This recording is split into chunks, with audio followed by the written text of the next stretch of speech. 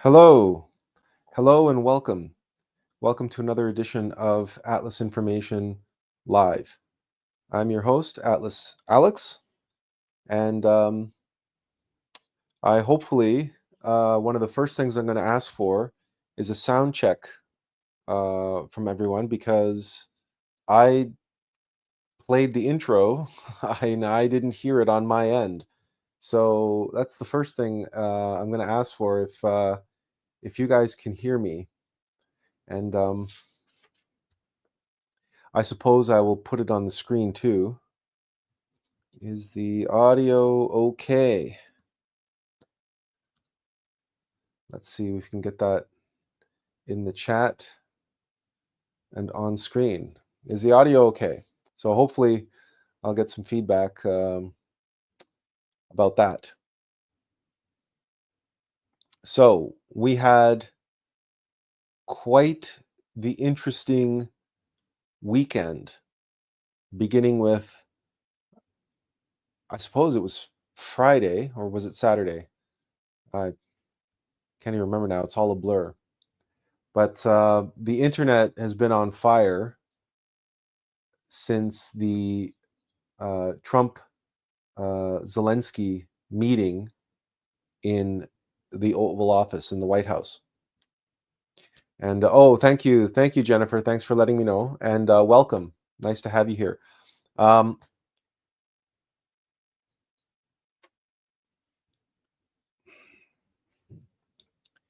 There is so much speculation. There's so much punditry. There are so many people saying so many things, and this was another case. As I witnessed, not live, but I watched the entire 1 hour press conference, the entire meeting, or at least the part of the meeting that was public. Obviously, that's all I had access to. However, as I observed what was unfolding, in fact, even before I watched it, my father just, all I had to hear was my father say the words that Trump and Zelensky got into an argument, a fight practically, live during a press conference at the White House. And immediately, without any hesitation whatsoever, the intuition came. It was an act. It was a performance. And I said that to my father. I said, well, it was an act, it was a performance. And he says, how do you know that? Have you watched it? Have you seen it? I said, okay, so fair enough. No, I haven't. My father is not an esotericist, and he doesn't recognize.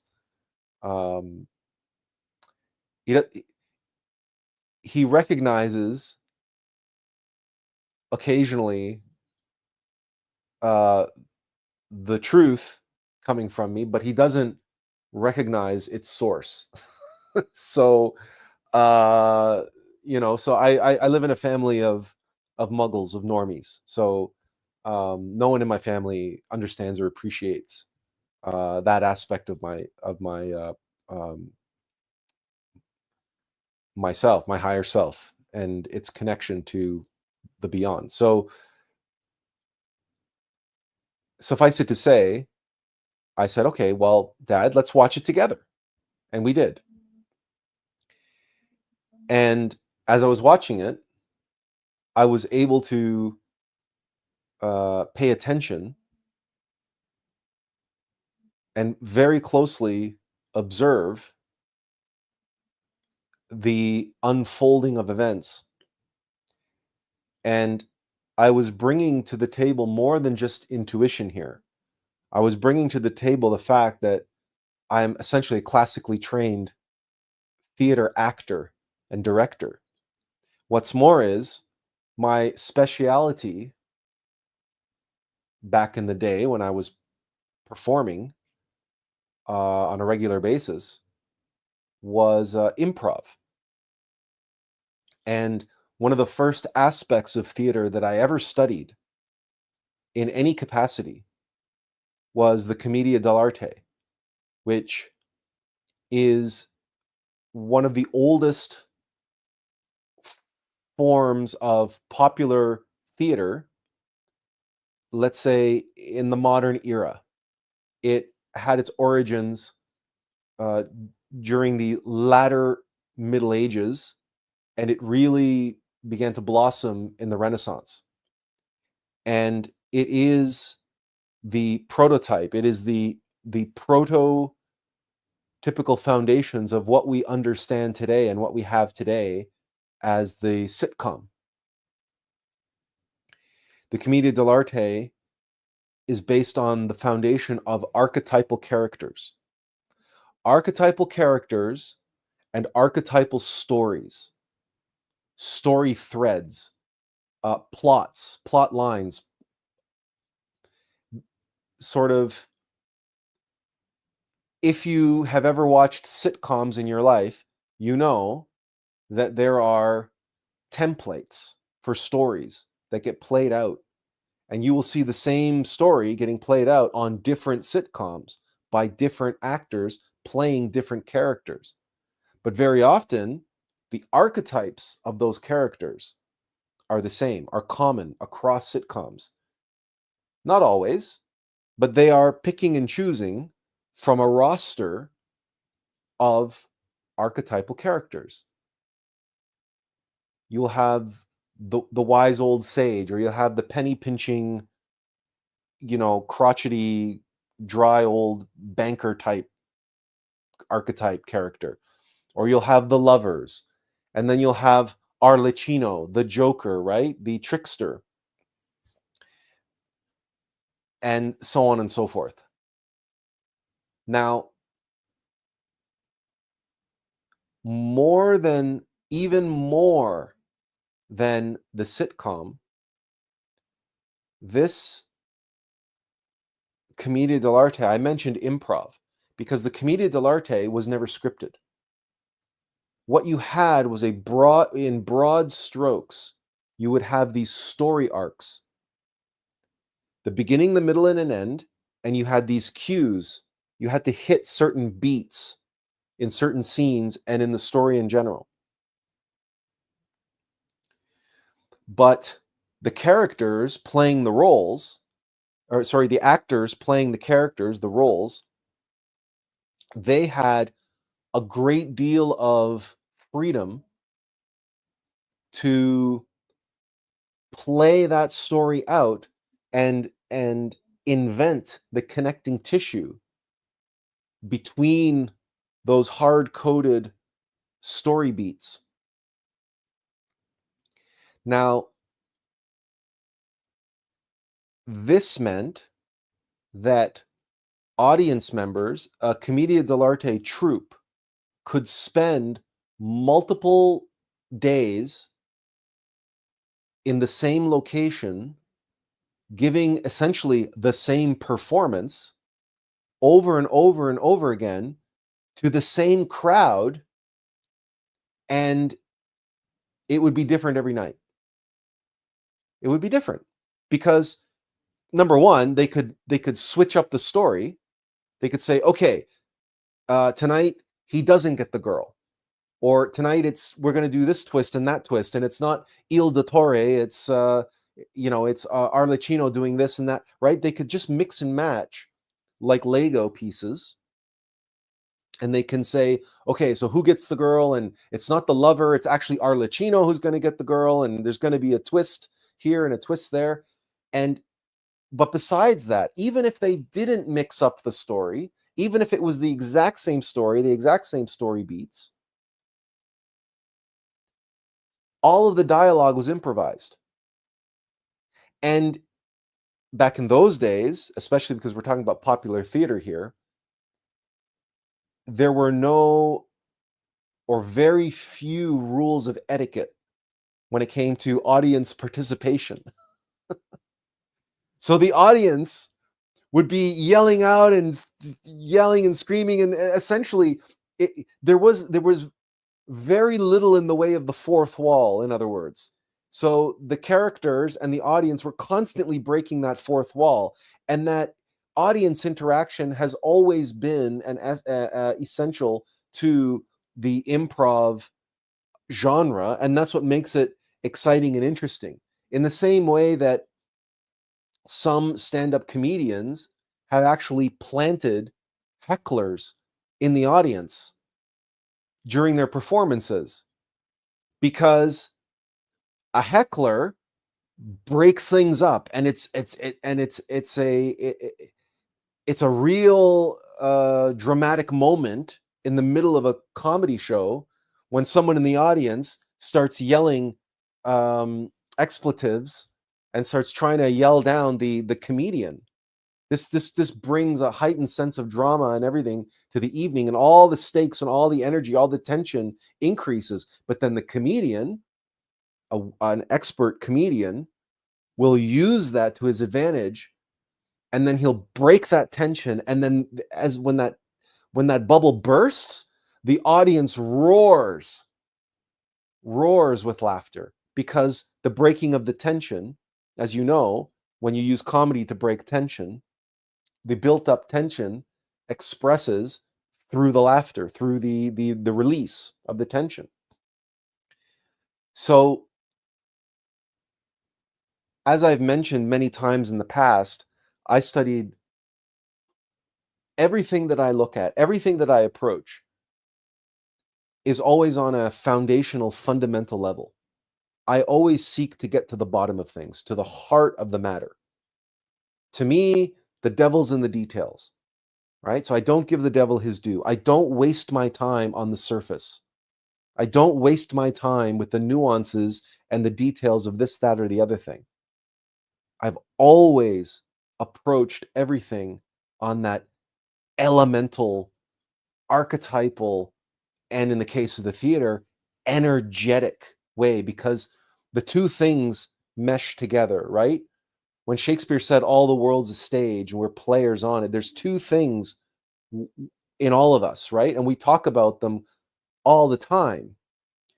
There's consciousness, and then there's energy.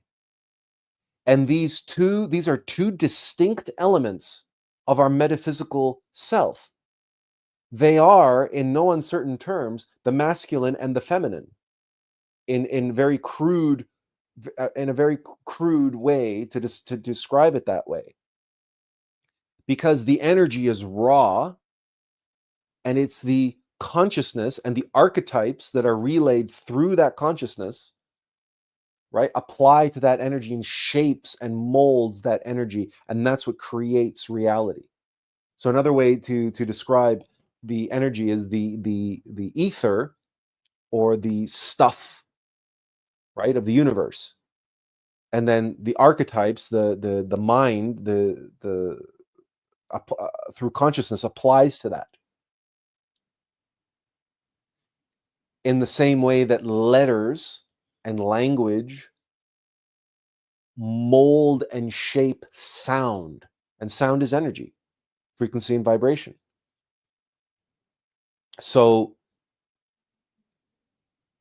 when I studied theater and dramatic arts and acting, for me, it was the union, the combination of these two elements, the archetypal elements, and then and how they expressed in language. But then it was the energy, and molding and shaping and sculpting the energy in real time.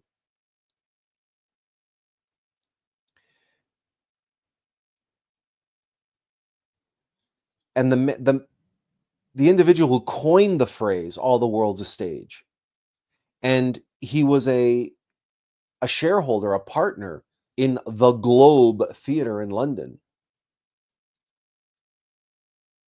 The man they call William Shakespeare, and they attribute his plays to the man called William Shakespeare. He comprehended grasped this elemental union of language and energy better than any playwright before or since, which is why we continually perform his plays. And I've often said that for me as an actor, as a performer, absolutely nothing compared. Nothing can compare to performing Shakespeare, because the energy is embodied in the language, in the words on the page. There is so much energy, there's so much truth and light in the text that you just have so much to work with as an actor, as a performer. And all you have to do is be honest and true to the words on the page and to yourself. And when you make that connection, it's miraculous, the experience. And the irony is that Shakespeare is practically writing in gibberish a lot of the time. No one in the history of humankind ever spoke that way in real life. Shakespeare completely invented that modality, that way of speaking. We think that Shakespeare is archaic and difficult to understand because of the anachronisms from the time period, because it's 500, 600 years old language. But Shakespeare was as foreign to his contemporaries as it is to us today. The closest thing we have, documents-wise, that reflect that in any way, shape, or form sound somewhat like Shakespeare is the King James Bible. And which is many people attribute to Sir Francis Bacon, and which is why the leading theory, or one of the leading theories about Shakespeare's true identity was that he was Sir Francis Bacon. But that's another rabbit hole that we don't really want to go down. But I wanted to just bring the conversation to the energy and this notion of a performance that is somewhat scripted, but improvised. But the characters playing the role and the story beats are there. And there are a lot of technical things that go along with that, such as cues. So ahead of time, it will be agreed upon that a certain person will say something, or when this happens, that's when we know that the scene is going to shift. So there's an inflection point in the scene. It's a story beat. This is where the story takes a turn. So there's action, there's action and dialogue and everything going up. But then when everybody sees and hears this cue, that's their cue to switch in tone, to switch in attitude, to switch in emotion that they're portraying. Or up until now, let's say the lovers have been, cavorting with each other and getting along or whatever, and then the cue happens, and from that cue onward, the cue indicates a change in their relationship, a change in the dynamic, a change in energy. And then it starts to go the other way. It starts to go downhill. So you have this up and down, right? Riding the waves, up and down. That's drama. But when your livelihood is on the line, when you have a performance or a production company and everybody, and you you don't leave anything to chance.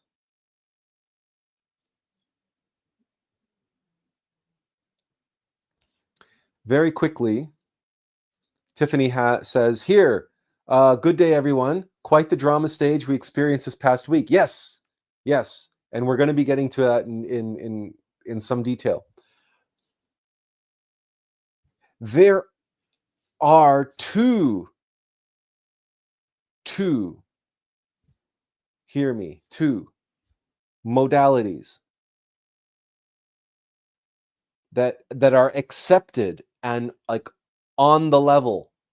Well, maybe one of them is still, people would say that that's not true, but there are two types of entertainment these days which follow to the letter.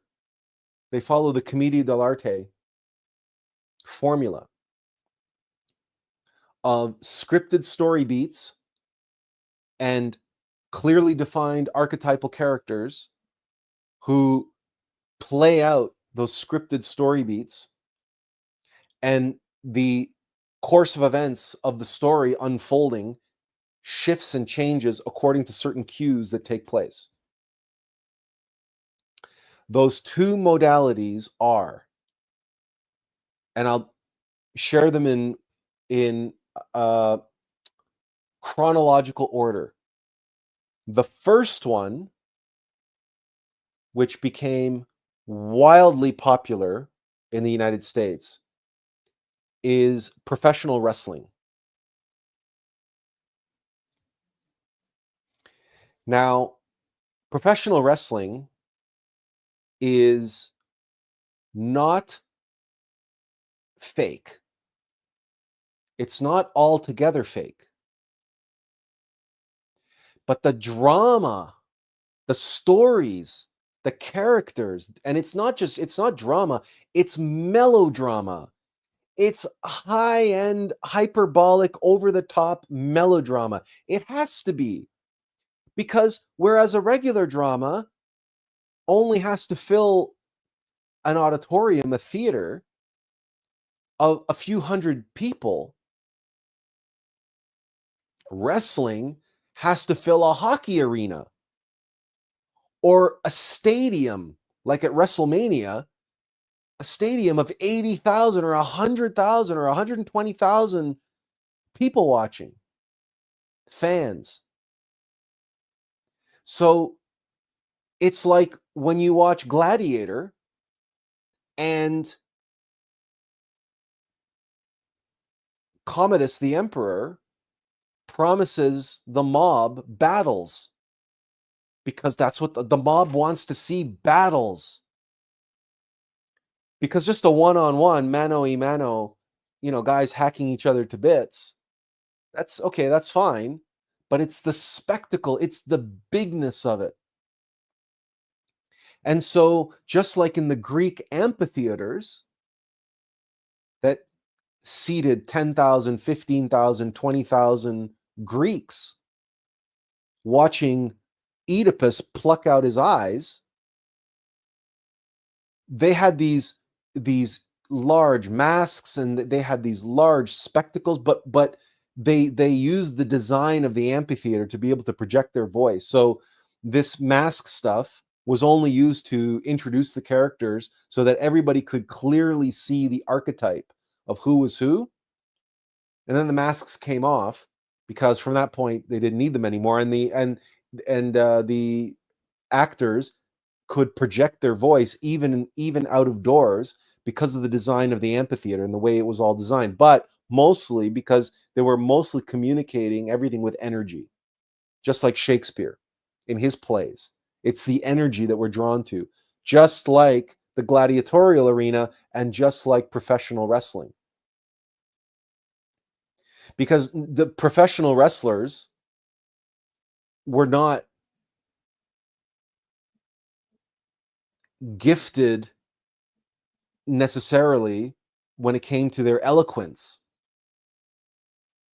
right? They were not great orators from that standpoint, but the energy, the intensity with which they played their character, whether it was a goodie or a baddie, right? You had these like these archetypal, very rudimentary, archetypal, but universal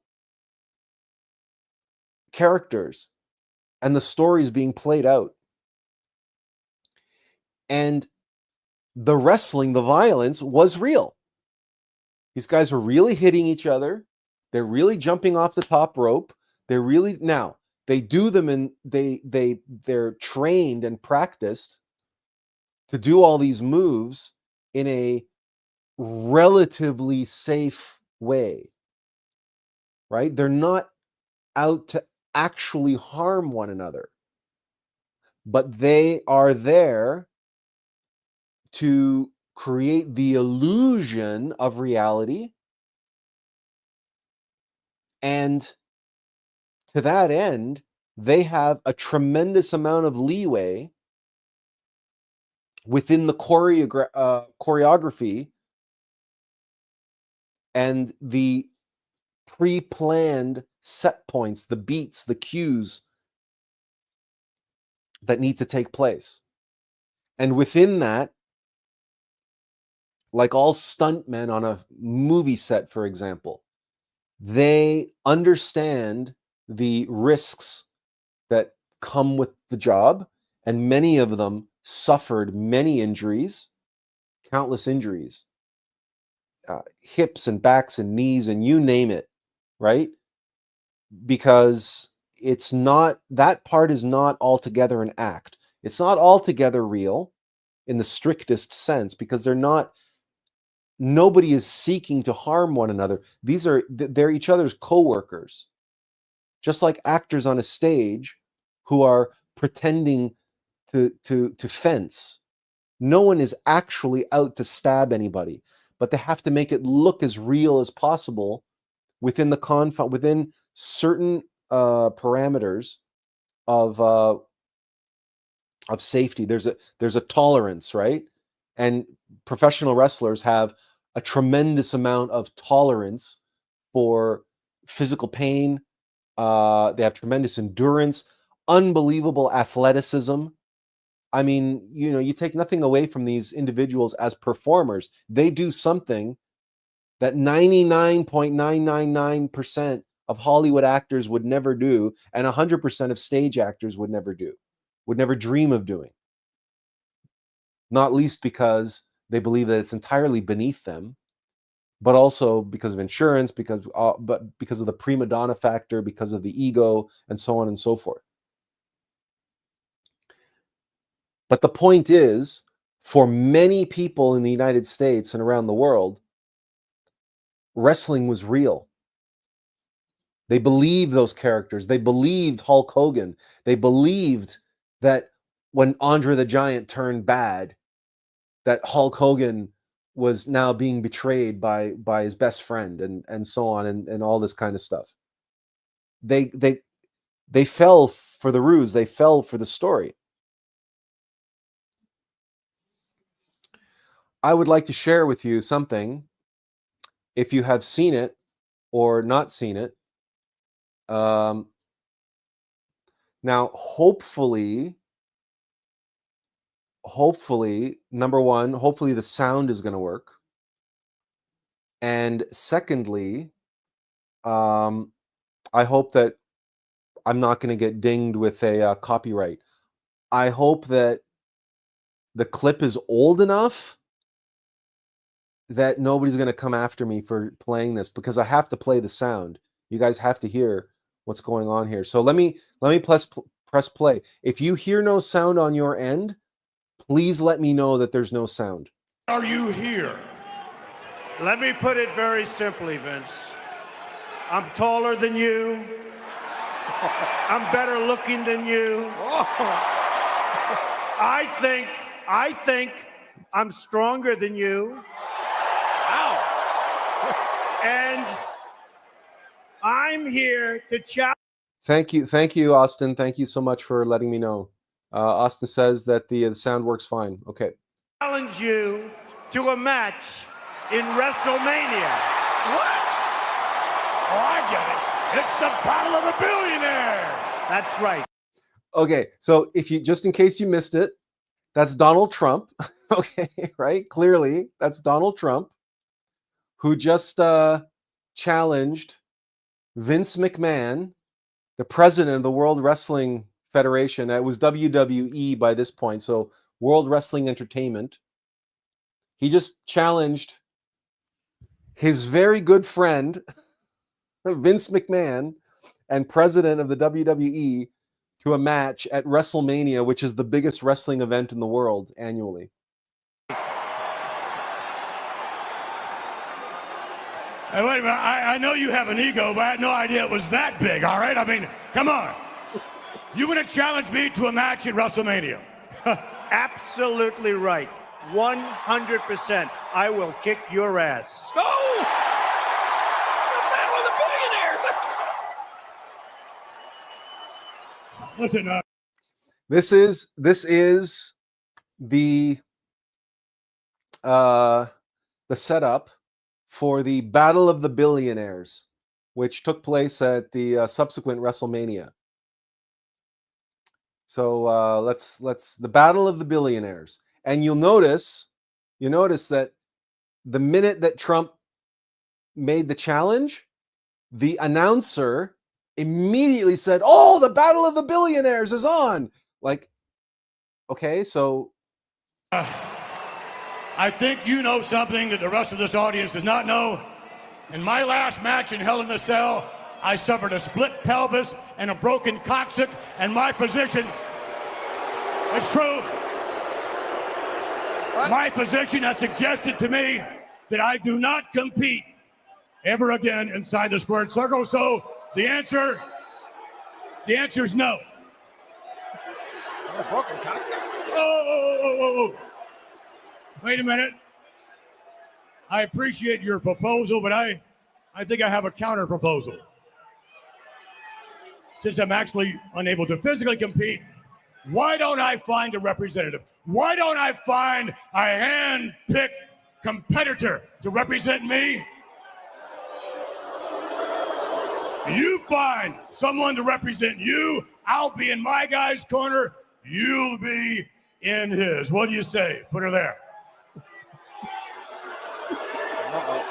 I don't like it. I don't like it. I really don't like it. I'll tell you what. You're a rich guy. I'm a richer guy. Here's what we'll do. Not about enough of this. Here's what we'll do. Here's what we'll do. I want you to pay attention. Okay, the obviously what they're going through, that's one thing. Pay close attention to the reaction of the crowd. Right? What is the mob titillated by and tantalized by and moved by? And in this particular case, who's the good guy and who's the bad guy? Did you notice how when Vince McMahon says, "Oh, I'm injured, I'm hurt, I can't wrestle you," and did you see how did you hear how the crowd started booing, and they were angry, and they were because they want to see they actually want to see these guys go at each other, right? Tiffany says, "This is beyond cringe. A wrestling match? I'll kick your ass." And then she follows up and says, "I mean, wrestling is all about acting anyway. That's no secret. But wow." Okay, so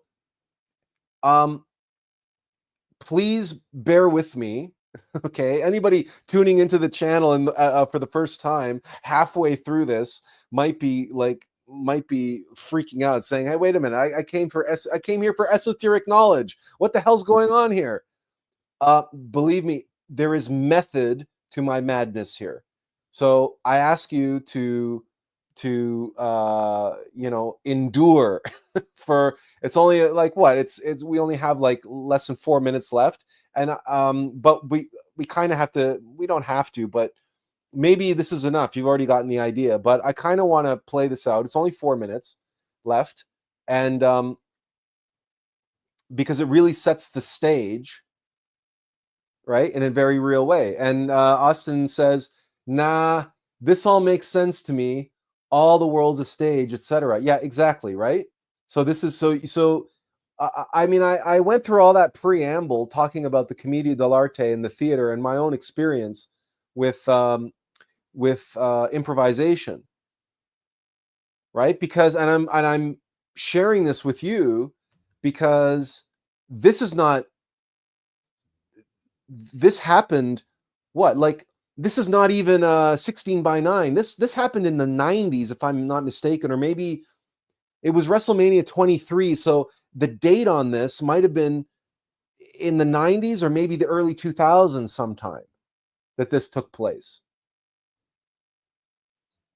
And Tiffany says, I'm with you. I absolutely catch the esoteric play at play. Continue on. Okay, so again, we're headed somewhere with this. Absolutely. You pick a representative. I'll pick a representative. I'd rather do it one-on-one with you, Vince. I know where you're going. You're going to raise the stakes on me. I know that. Okay. Donald Trump wants to raise the stakes, all right? That means one thing, cash money, all right? I get that. And whoa. How much? All right. I'll admit I can buy and sell each and every one of these individuals in this arena tonight. I admit you have more money than me. Go ahead. You're right. He is scared. You're right. Let me tell you something, Vince. Okay. See that? Did you hear that moment? Remember what I said about hecklers? Remember what I said about a heckler and what hecklers bring to the interaction between the audience and the players in a commedia dell'arte? Remember, there was no fourth wall. There's no fourth wall in wrestling. It's a ring. You're surrounded 360 degrees. It's theater in the round. But you see, Trump masterfully, he picks out of the crowd of who knows how many thousands of people there. It's just one voice yelling, "He's scared! He's scared!" And Trump picks that out. And as the expert improviser that he is, right, picking up that energy, he picks that cherry that somebody threw him a bone, a nice big juicy bone, right? And his first immediate instinct is to chew on that juicy bone, right? He's going to use it. Someone threw him a bone, he's going to use it, right? And he's like, "Yeah, you're right. He is scared. He is scared." Right? So this is a technique. This is an ability. This is a talent. This is a skill. And in order for somebody to be able to do this, right, on a bigger and bigger stage, this requires, what are we here for, right? Why are you here and not anywhere else? Why are you here and not reading from a book? Because you come here because of the value that we place on self-evident experiential knowledge, wisdom, the knowledge that comes through practice, through hard work, through experience. And the skills and the abilities, and let's not mince words, and let's not beat around the bush or walk on eggshells. And the power that comes through practice. For someone who's in the business of manipulation, of working the crowd, of bending the crowd to his will, or getting the sheeple, right? Herding the sheeple. Practice makes perfect. And the ability, it's right in Gladiator, right? Commodus says to Lucilla, he says, "I may die tomorrow. I have no power. I only have the power to entertain the mob." And Lucilla says, "That is power. That is power, to entertain the mob." And so long as Commodus has the mob in his back pocket, no one will challenge him. No one will contest him because he has the mob behind him. Keep all of this, let it ferment, right? We keep adding a little bit something into the goulash, okay? We're making a stew, and goulash stew, you make that stew, you can you put it on an open flame in a cauldron over hot coals, and you make it all day. You start in the morning, and then you eat it for dinner at night. And all day you're adding stuff to it in according to certain timing, right? You begin with the onions and the oil, and then add the meat, and so on and so forth, and you continue on this process.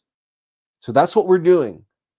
These little bits and pieces from a video and a performance that 99% of people out there in the world are completely ignoring. They're completely not looking at this in their so-called analysis of what took place between Trump and Zelensky. I am offering to you the self-evident experiential knowledge of holding a mirror up to the events in the White House and turning back the clock, going back in time and retrospecting and asking the question, where did this come from? Where did Trump get his ability or his desire or his skill to be able to pull off something like that fight with Zelensky, such that the whole world is possessed by it, is hypnotized by it. They've all bought into it, hook, line, and sinker. Well, practice makes perfect. You deal in cash all the time. I deal in cash all the time. It comes a time where that gets a little boring. I have another idea. You pick a representative.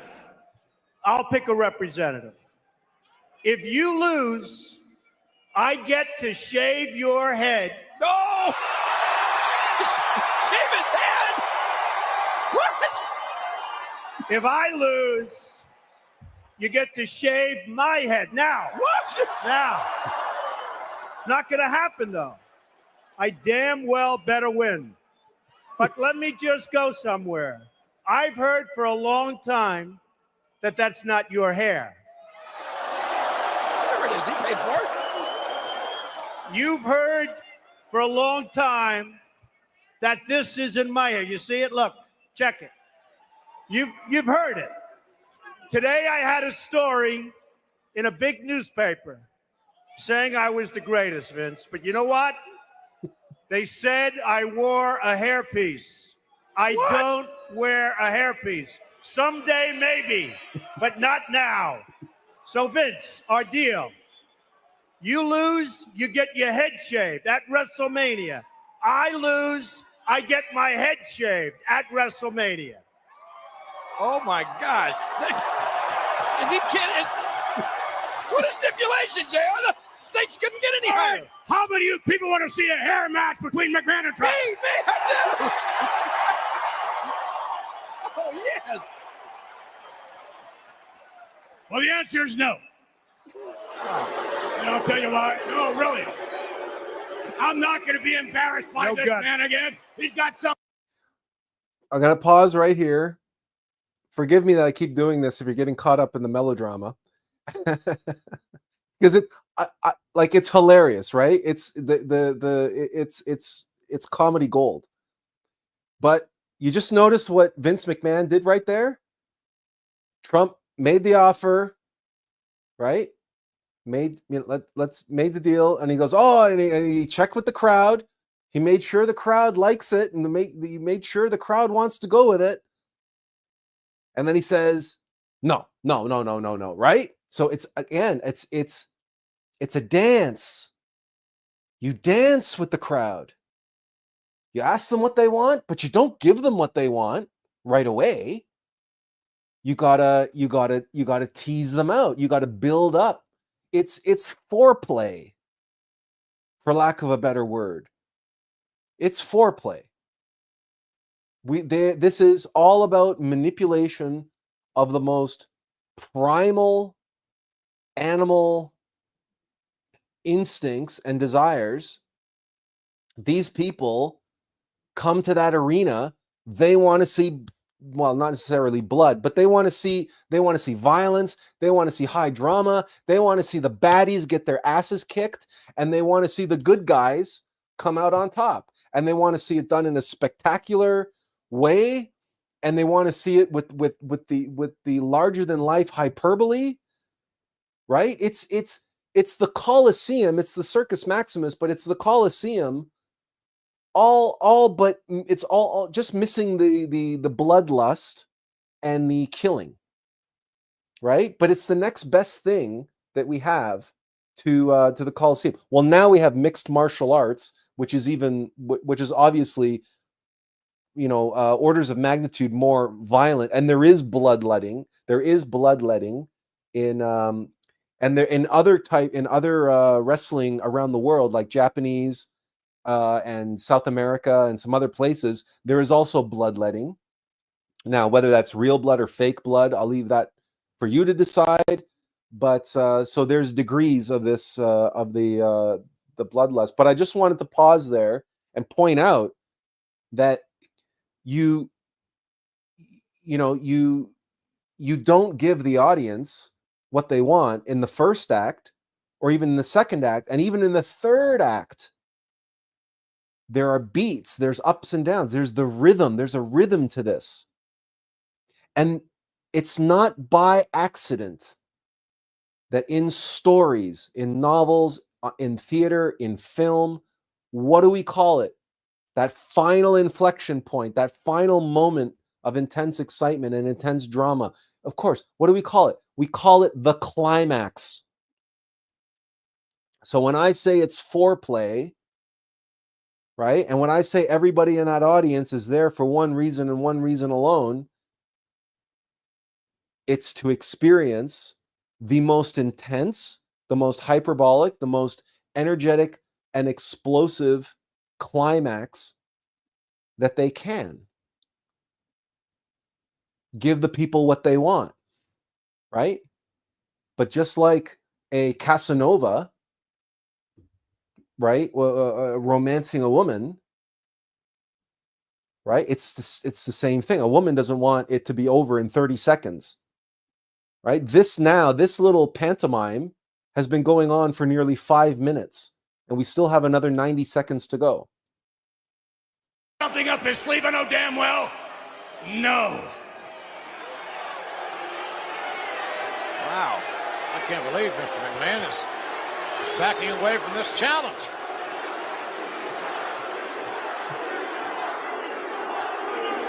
I'm a little surprised myself. Right now, the crowd is chanting. Now the crowd is telling him what he wants, what they want. I've known you a long time, and honestly, until now, I always thought you had guts. You don't have guts. I saw 3 weeks ago you put on a match, and the match was Donald Trump against this real dog named Rosie O'Donnell, a real dog. And I was angry at you because the wrestler that portrayed Rosie O'Donnell was too good looking, much better looking than Rosie is in life, all right?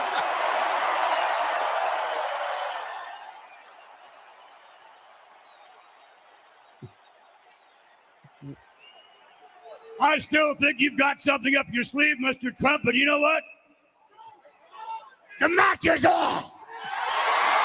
The match is on! See you in Detroit, man. Okay.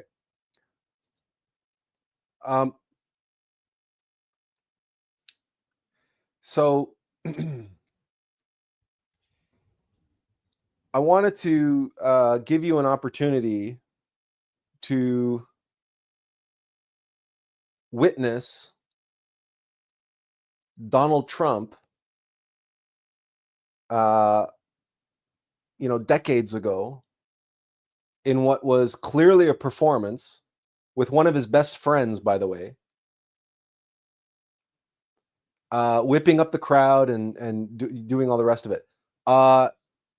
If you want to have some fun, you can actually go and look up the WrestleMania match and what took place, because someone did get their head shaved.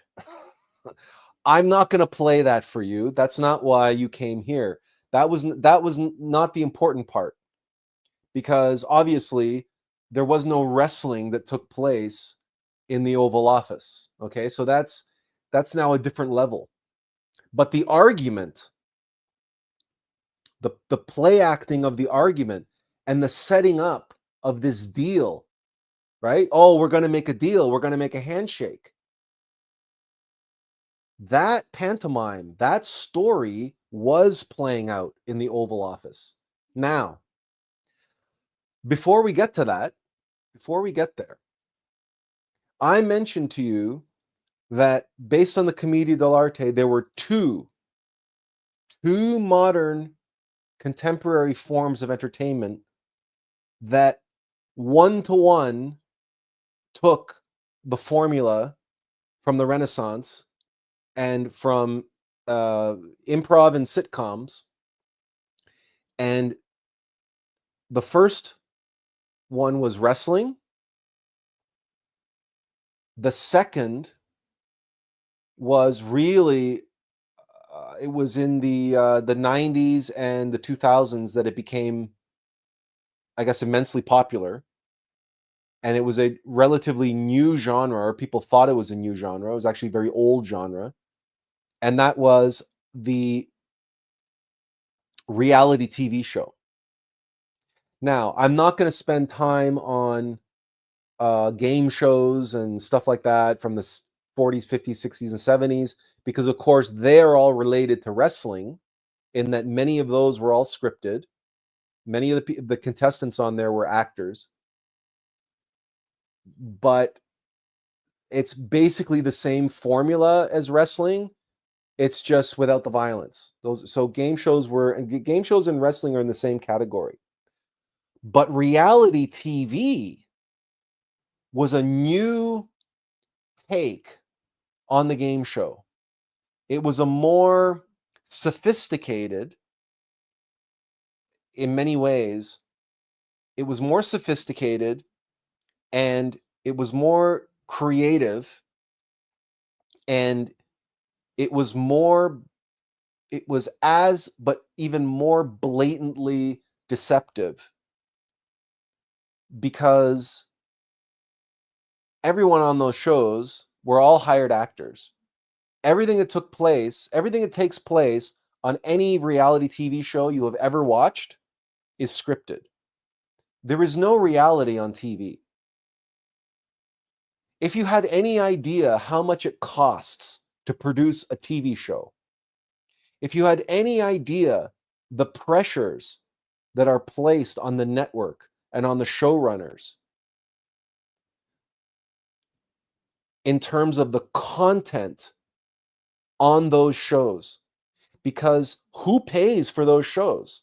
They cost millions of dollars to produce. They cost tens of millions, hundreds of millions of dollars in terms of the network and the upkeep of the network and the broadcasting. And now with online streaming and all this stuff, it's just money about like costs after costs after costs after costs. Who pays for all of that? The sponsors.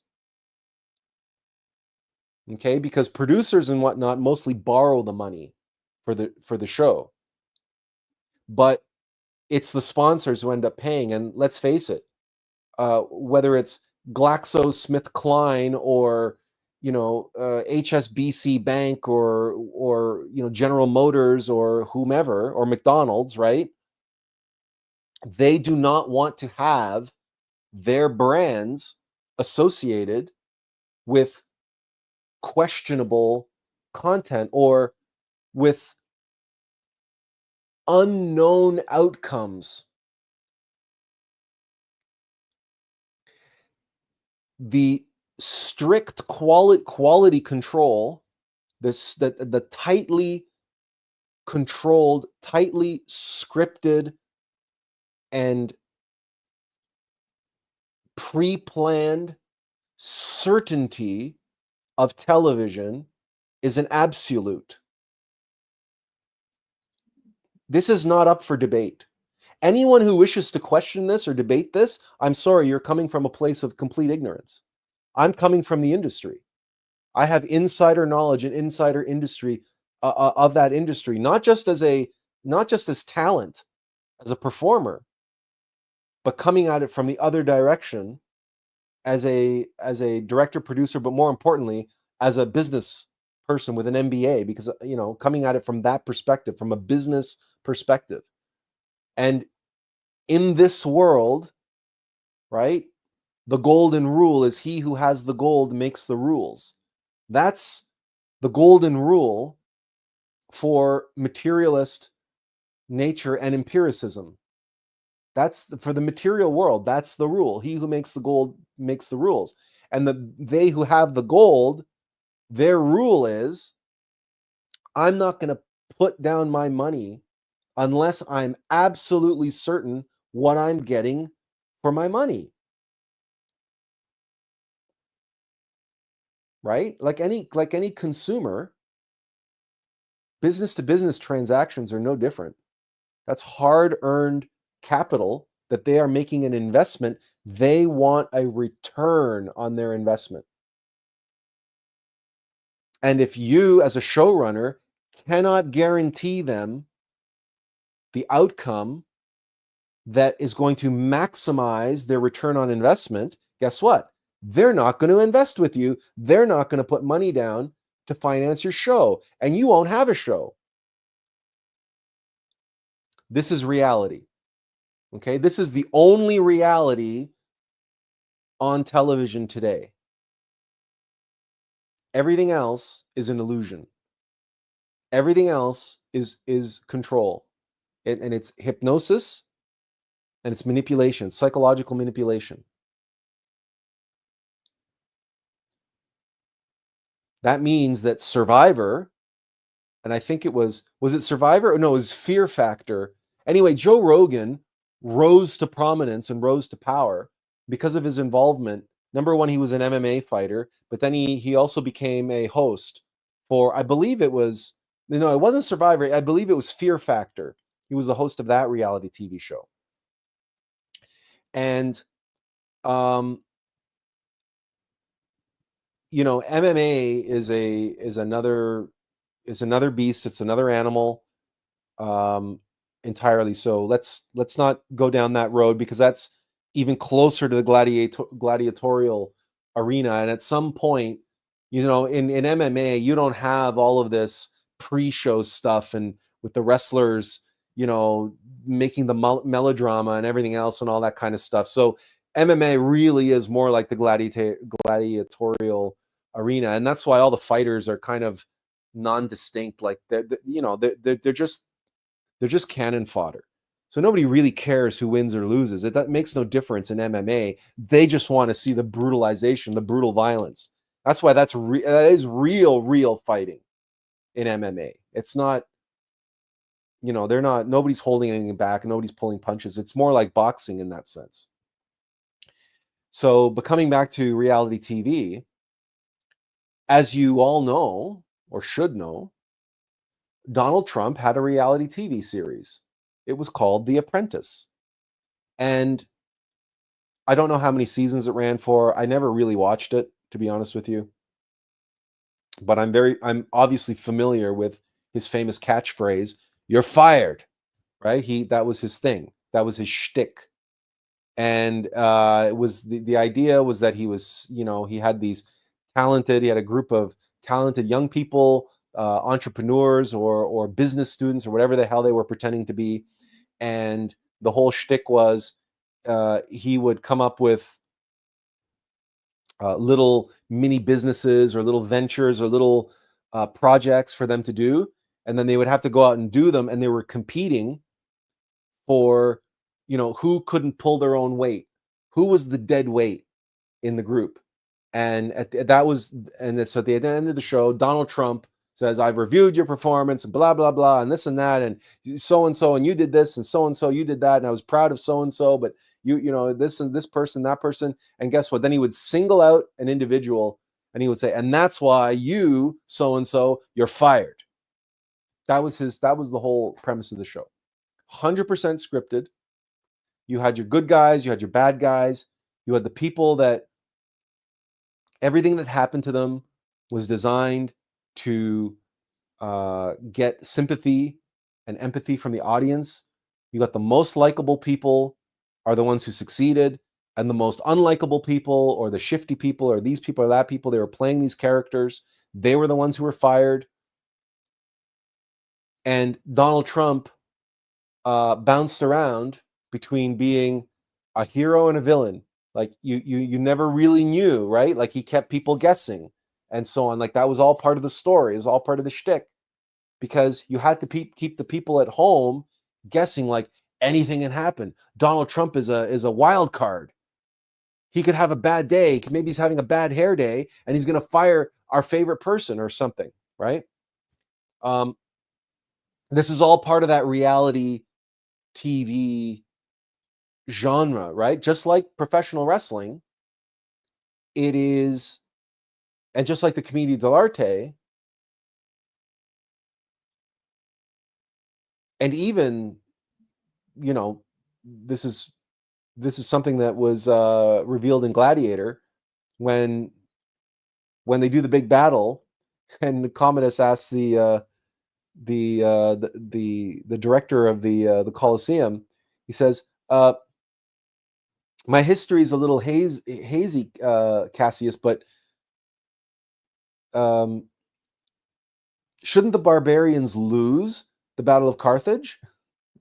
And Cassius responds, "Yes, Your Highness.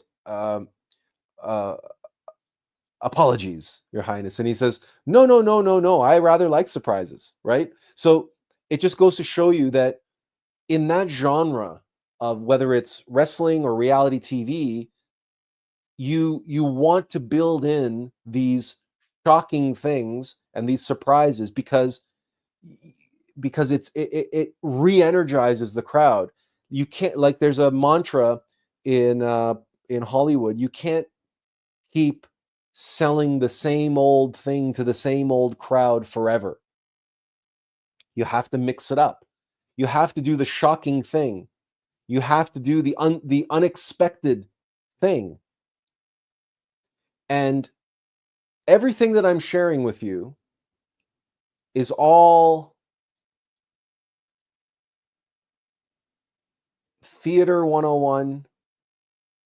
It's entertainment 101.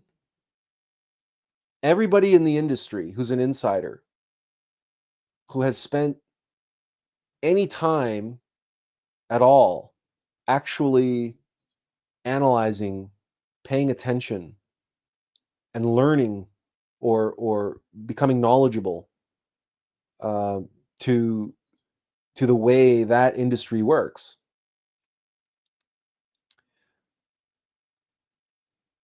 will know that 100% everything I'm sharing with you, we'll know what I'm sharing. It's not a secret inside the industry. But outside the industry, to the normies, to the muggles, to the sheeple, to the people watching the boob tube in complete ignorance, being hypnotized by what's on the screen, Donald Trump has been a hero of reality TV for 30 years now. He is a seasoned veteran of reality TV. And even before the wrestling stuff and before his reality TV show, Donald Trump was, without a doubt, the most visible, the most vocal the most character-based, character-driven New York mogul. He appeared on The Simpsons, and if you recall, not only did he appear, I won't be able to. I don't think I'll be able to play that clip for you because Fox is now owned by Disney, and Disney is really draconian when it comes down to protecting their stuff. So I don't think I can play the Simpsons episode, but you guys have all seen this. Donald Trump, Simpsons escalator.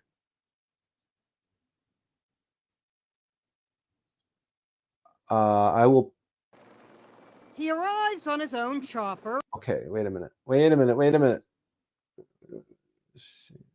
Okay, here it is. Here, this part. This is a CNN report, so maybe I can get away with it. Okay. So let me put this on the screen. Let's just watch this little bit. Escalator music to the escalator video and made a 10-minute loop. Even Homer Simpson rode the escalator behind Trump, whose hair sucked Homer into his scalp. Since Trump announced, the escalator's fame has risen. Okay. That's really all I wanted to show you, is that you should have already known that. Everybody knows that the Simpsons so-called predicted Trump would be elected president, and he comes down the same escalator that was on The Simpsons, right? Someone like Donald Trump doesn't allow his likeness to be used, just like that, unless his likeness he's already sold his likeness ahead of time. To who and to why and for what purpose? The last time the United States had a populist, nationalist president who stood up to and went toe-to-toe with the Russians. Back then it was the Soviets, right?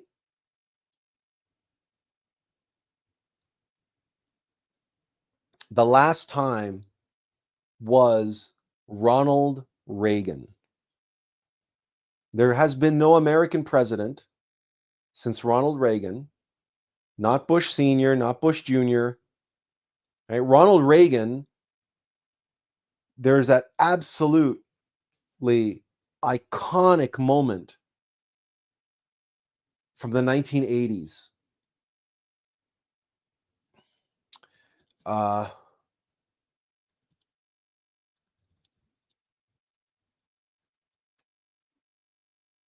Okay, so let's watch this very briefly because it's important. General Secretary Gorbachev, if you seek peace, if you seek prosperity for the Soviet Union and Eastern Europe, if you seek liberalization, come here to this gate. Mr. Gorbachev, open this gate.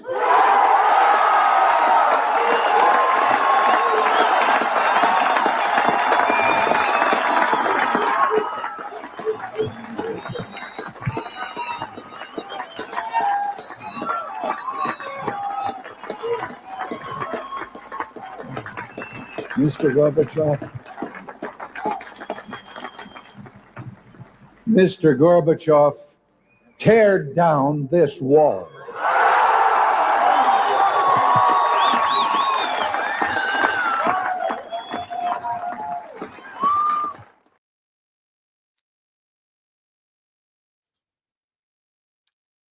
I cannot stress to you that moment and the impact that it had on the world and the world stage. That he stood there and spoke those words in such a way, despite the fact that he was an old man, but the way in which he delivered those words were like a sledgehammer hitting that wall. Mr. Gorbachev, tear this wall down. Bang, bang, bang, bang. This is theatrical, professional, skilled, learned, practiced timing, rhythm. Ronald Reagan was a Hollywood actor, not an A-list actor. He was not, he was not the Cary Grants and the Clark Gables, but he was a decent enough, serviceable, reliable actor. And not only that, he became the most, or one of the highest paid corporate spokesmen in the history of the United States up until that point. Because his success in Hollywood was, he didn't do all that well, but where he did well is exactly as I described. He was doing, back in the day, they didn't have video, right, in the 50s and 60s and so on, but they did have film. And then video came on later. But he starred in these corporate films and corporate videos that were business to business, that were never shown in public. He did some advertising, but he was reined in, and he was always performing and honing his craft. And especially in corporate videos, they're all about it's being very convincing, but not convincing like the 30-second spots on TV that are for the sheeple and for the pleb, right? No, he had to perform for CEOs and chairmen of the board and CFOs and vice presidents and presidents of corporations. He had to perform and be convincing and be professional and articulate and convincing to the masters of the universe, the captains of industry, to the titans of the world. He had to be able to speak their language in a way that they would respond, and they did. So much so that he earned the respect of so many in the Conservative Party, and even in Hollywood, because he was also a clean-cut, nice guy. Like, he had a very good reputation. And at that time, it was a different time. It was a different time. Decency, stability, reliance, loyalty, these old world classical neoconservative values, this is what played to the base. This is what played to the heartland of America. So, when he was elected governor, right? First, he was governor of California. And again, Hollywood, the connection and everything else. But you can look to his whole career, including the governorship of California. And then what happened? For 4 years, right, in the late 70s, America elected Jimmy Carter. And the world was thrown into some of the worst economic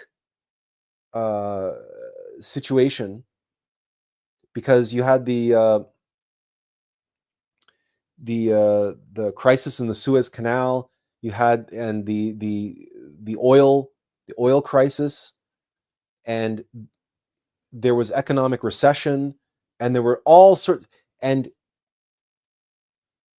they put a Democrat in the White House who was very intelligent, like book smart, very empathetic, very sympathetic, a really on the left-hand side of the Democrats, like very socialist and all about the safety net and everything else. But he was very weak on foreign policy. And he was not a strong president. And many people, by the end of his tenure, many people were treating him with the same contempt and seeing him in the light of the same incompetence. Many people the polls also especially were showing him to be incompetent, that the American people had lost their trust that Jimmy Carter was capable of dealing with the crises, and yeah, so the American people saw him as incompetent. Now, does this ring a bell? Does this sound familiar?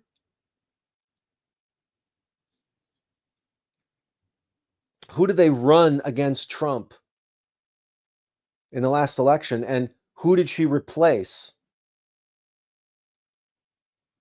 That even the left media was now calling incompetent, right? He was not fit for office anymore. And who do they run against Trump? A complete incompetent.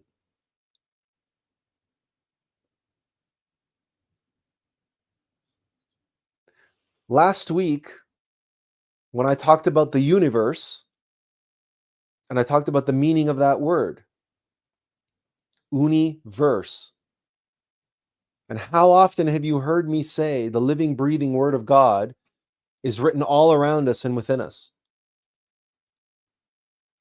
The verses, the stories.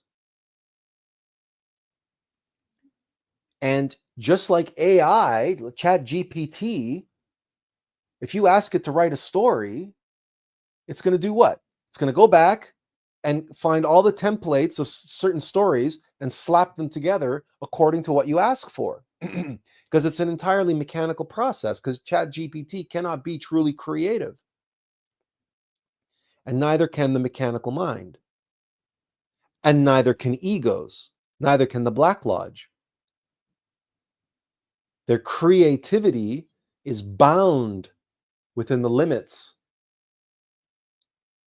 of materiality to one degree or another.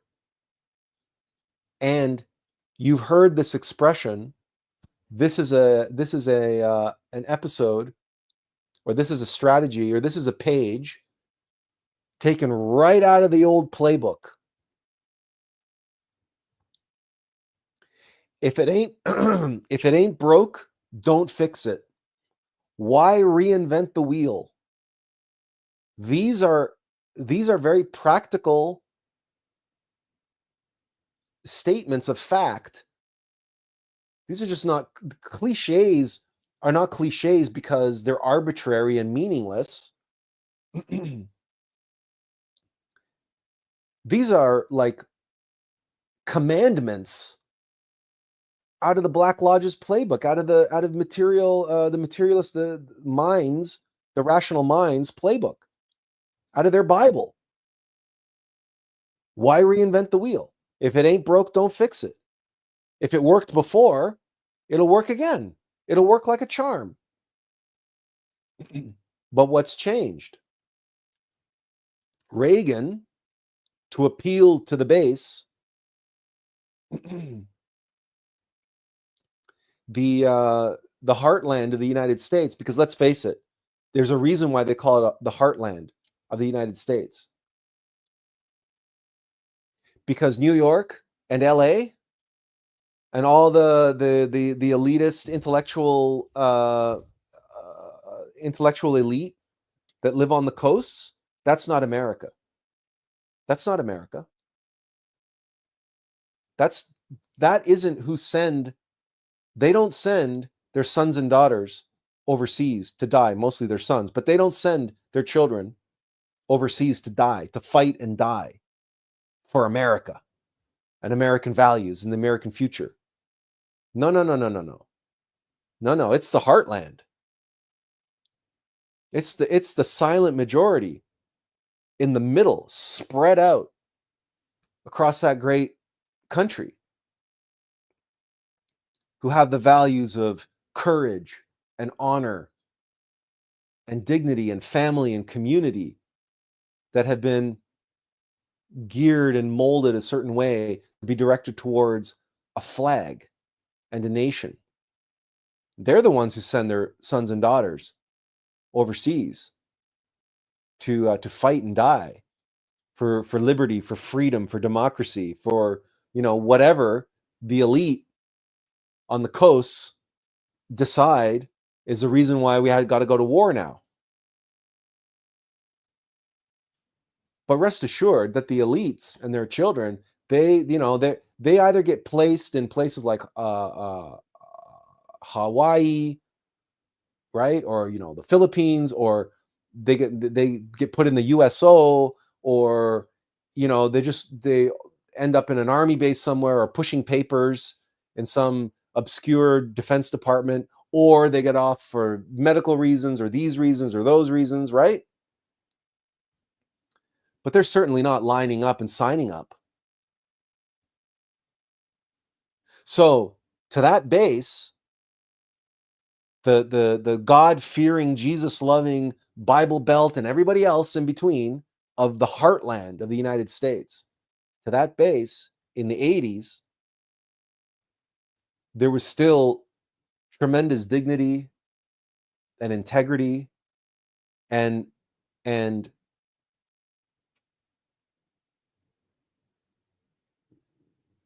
in Ronald Reagan, because Ronald Reagan did Westerns. Like, that's one of the things he did in Hollywood, was Westerns. They elected a cowboy for president of the United States, a man who at least played a cowboy, and he played it very well. But he had the rhythm, the intonation, the language, the cadence, the patience, and the skill that of his craft that was honed and practiced, and then given a dry run, given a dress rehearsal as governor of California. Nowadays, we hear a lot about the elite grooming and, you know, grooming, you know, young people for this or that or the other thing. But make no mistake, Reagan being elected and replacing an incompetent Jimmy Carter and being able to bring in radical new austerity and cuts and all sorts of the Reaganomics, Reagan and Thatcher in the UK and Reagan in the United States, and they brought in these radical pro-business and radical pro-Wall Street policies, but he turned the economy around, or, you know, he was accredited with turning the economy around. Now we see that exact same story, that exact same scenario playing out again, only this time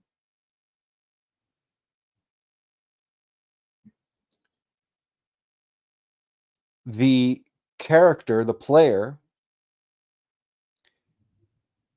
he's not a good old boy. He's not a cowboy with the heart of gold.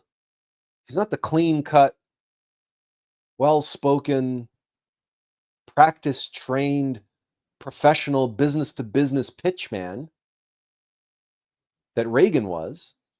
No. He's a crass,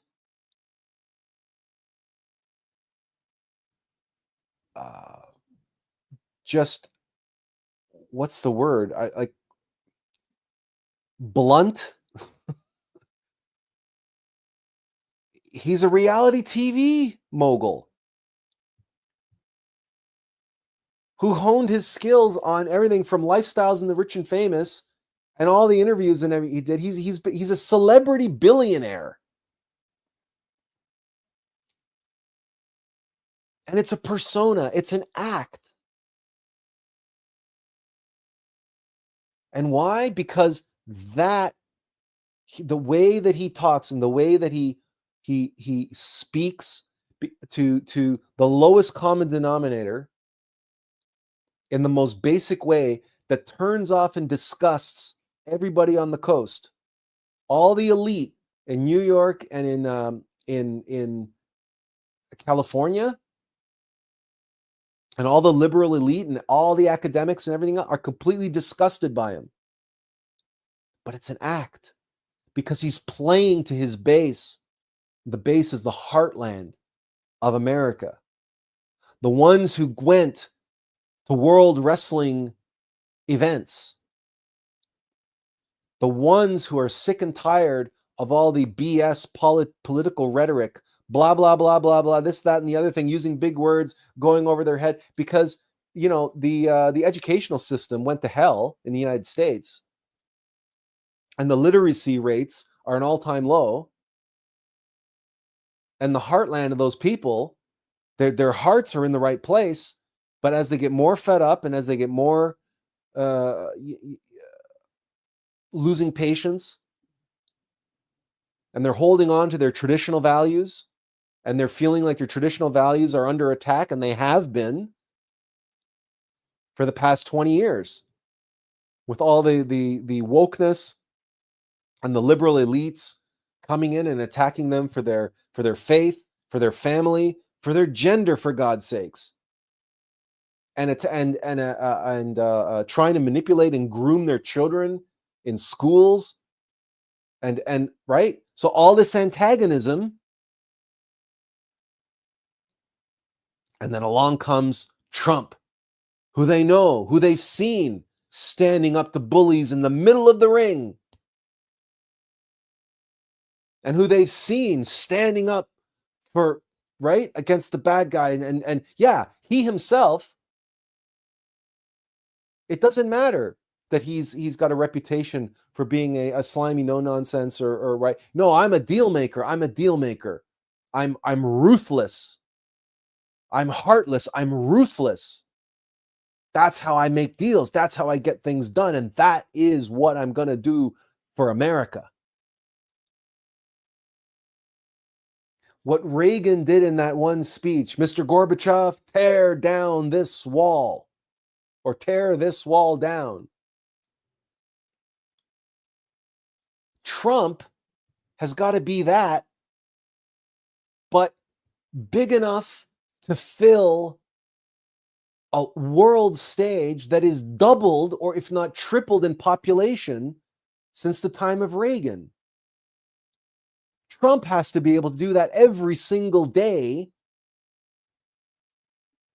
on countless platforms that are and countless screens and platforms that are distracting everybody, where most people have just tuned out of politics altogether. And at the same time, look at who Trump is allied with, right? The billionaires. The policies that he's undertaking and bringing in, he is 100% in alignment with the billionaire technocracy. And strong men like both Vladimir Putin and the Zelensky fellow.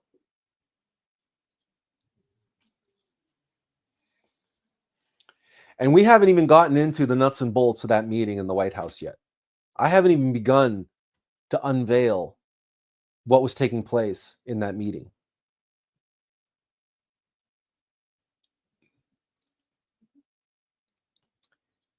And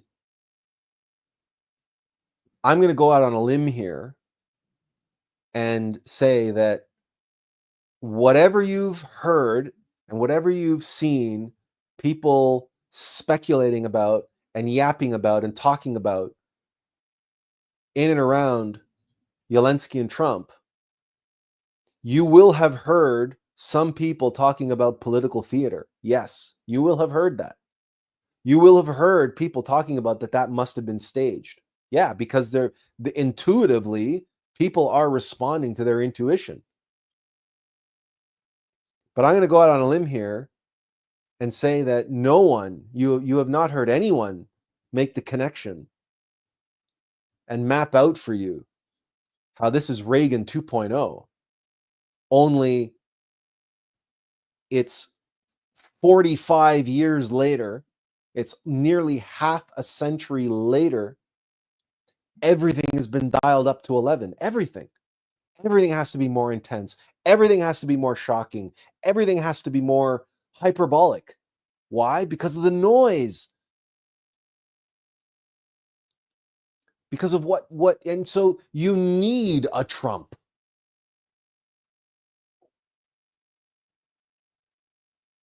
And that's why he was groomed in the WWE, and he was groomed on reality TV. He was trained and practiced.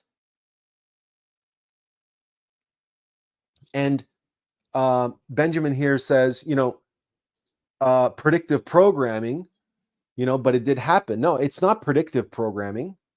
It's just programming. It's not by accident. It's not because he isn't president because he was on The Simpsons. He was on The Simpsons because he was going to be president. And after the Trump stuff, or sorry, the Reagan stuff, Austin Alvarez posted, and scene. After the Reagan tear down this wall or tear this wall down. I always get the mistake, even despite the fact that we just heard it. So, when we say all the world's a stage, right? And people talk about, conspiracy theories and the people behind the curtain and blah, blah, blah, blah, blah, right? Especially if you've read my book, about the conspiracy of conspiracies, that there's only one conspiracy. There's only one story, one verse, one universe. And that story is playing out in each and every one of us in microcosm. You are a microcosmos, just as I am, just as everyone is. Which means everything that is happening out there, and I do mean everything, has its analogous action taking place within us, within our microcosmos. Everything in the cosmos, the planet, is taking place within our psychology. And beyond that, the megalocosmos, right, the universe, it's one story. The one story playing out in the universe, it's the same story playing out on Earth. It's the same story playing out in us. It's just a question of degree. It's a question of the flavor, right? It's a question of the unique, according to the unique idiosyncrasies of the players on this world stage. But it's the same story that I showed you last week. You have verses and adversary creating adversity that generates new verses. It's that simple. There's a reason why I studied English and drama as my undergraduate degree, despite the fact that I had a perfect final score in grade 13, what we called in Ontario academic credits. And in other words, the last year of high school, I had a perfect final score in OAC biology. It had never been done before at my high school, that I got 100% on every test and every exam and every assignment. And it was completely baffling to everyone. Everyone. That I wasn't going into biology at university, and that I wasn't going into pre-med or God only knows what. That I wasn't going into STEM, in other words. Everybody was completely off their rocker when I announced that I was going to be taking English and drama. They couldn't fathom it. They couldn't process that one. Not my teachers, not my parents, not my friends. No, only my closest friends who knew my passion for the stage and my passion for the word. Only my, my closest, and even, my mother, she understood, she appreciated it on one level, but on another level, she's like, yeah, but that's, you can't pick a harder industry. Like, you can't pick a harder thing to do to be an artist or to try to, get into Hollywood or acting or whatever. But you see, I was being prepared. I was to receive the training and the background that I needed to have in order to be here now witnessing what took place in the White House and seeing it for what it was, and not for what everybody makes it out to be, or what the rest of the world says it is or says it's about. I had to go through and learn and experience and learn from experience, right? Because I've been on the stage. I have been in performances, improv shows, where we have the cues, we have the breakdown, we have the cues, we have the characters, we have the story, and then boom, let's just go do it.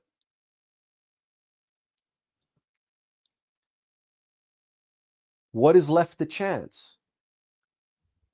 You know how they say there are no accidents? Well, if there are no accidents, what is left to chance? There's actually a lot left to chance, because the White Lodge won't violate the law of free will. I had the free will to choose. And that final score in biology, that was just another temptation. That was just another test. Is he going to follow his heart? Is he going to follow his intuition? Or is he going to be lured in by this number, by this value, by this materialist empirical indication, and all the people around him telling him what that value meant, that number, that perfect score was a reflection of his true value. And that's what you have to follow, right? What the empirical education system and its material, empirical, cold, heartless, soulless testing program, how it evaluated, how the system evaluates you, how the schooling system evaluates you, is more important that you follow that rather than follow the still soft voice of your heart. That was the test. And I was surrounded by people who loved me, who cared for me, who wanted what's best for me, telling me to submit to the number that the system told me was my worth, where my worth lied. That my worth was in my intellect, in my affinity for nature, and in science, in a biology lab, in memorizing shit and regurgitating it. This is what the system was telling me to do. And I said, thank you to everybody. I'll take it under advisement. but there was never, for me anyway, there was never even a contest. It was never even a question. Never even remotely came into doubt that I would not pursue my passion in my heart, that I would not listen to the still soft voice, that I would ignore the guidance from within. Because I wasn't the greatest actor, and I wasn't the most handsome, and I wasn't the most anything in that field. Except I was a very good essayist. That I was very good at. I was a good communicator in that sense.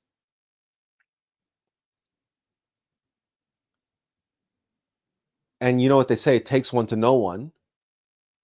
And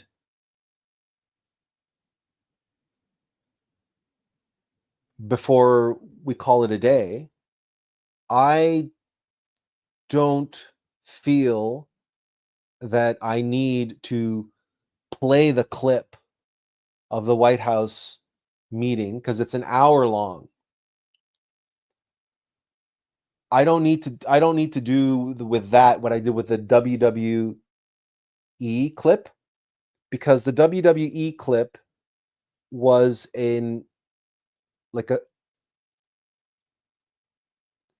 foreshadowing and like a microcosm, right? It was the dress rehearsal. And what played out in the Oval Office was just the final cut, right? The final show.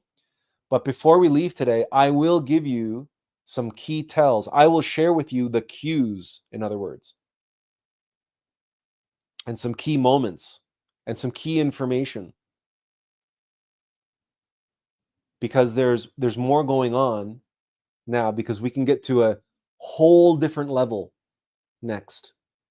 Because up until now, everything's been on the level of performance and the stage and the sort of technical aspects of that, or the insider's perspective on what's going on. Some metaphysical stuff there, of course, with the Black Lodge and everything else, and how nothing is left to chance.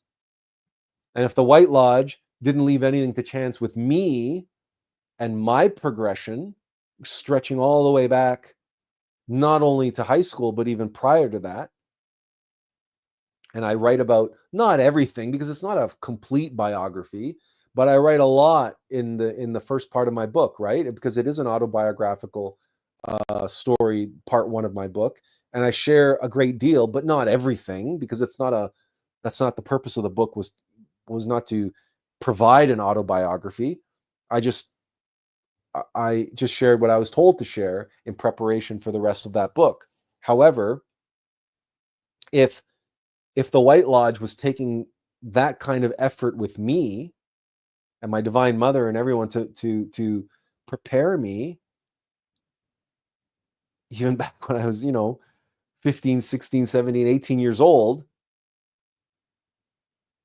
then why wouldn't the Black Lodge put in the same time, energy, and effort in preparing individuals who are to play a rather important role in their story, in their strategy that they're here to unfold?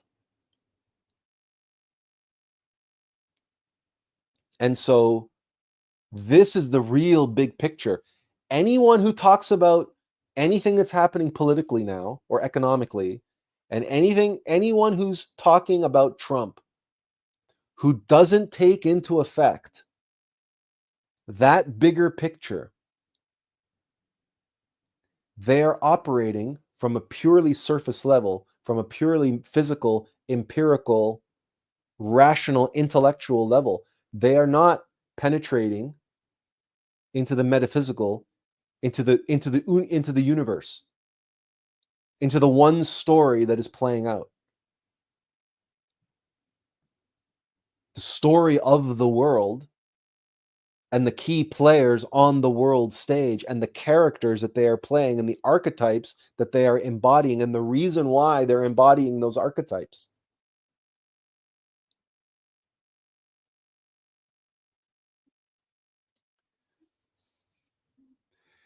Tiffany says, sorry, Tiffany, it took me a while to get to this comment.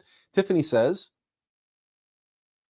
collective consciousness has had a tremendous influence on why we see things play out that we've never seen before.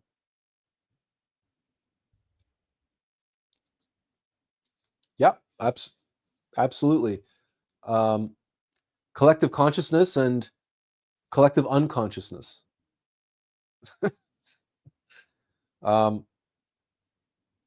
Yeah, and things are 2025 is an inflection point. 2025 is and what we saw in, playing out in the Oval Office is a part of that, and it's really a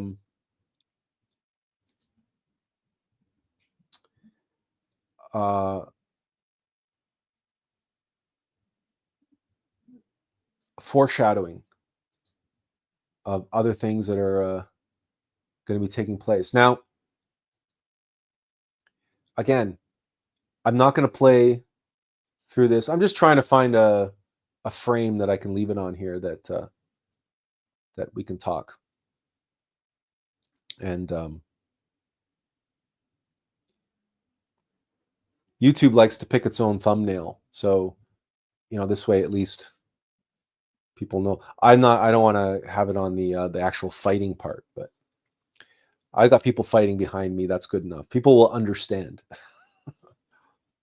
So if you watch the whole 1 hour, there is something that takes place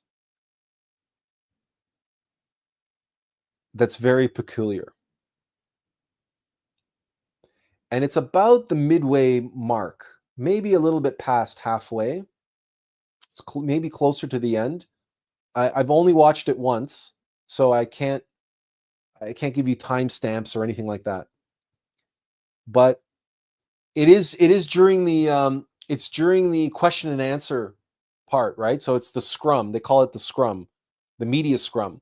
So the reporters who we don't see, they're behind the camera, they're asking the questions. And at one point, somebody asks Zelensky, they ask him, Mr. President, why aren't you wearing a suit?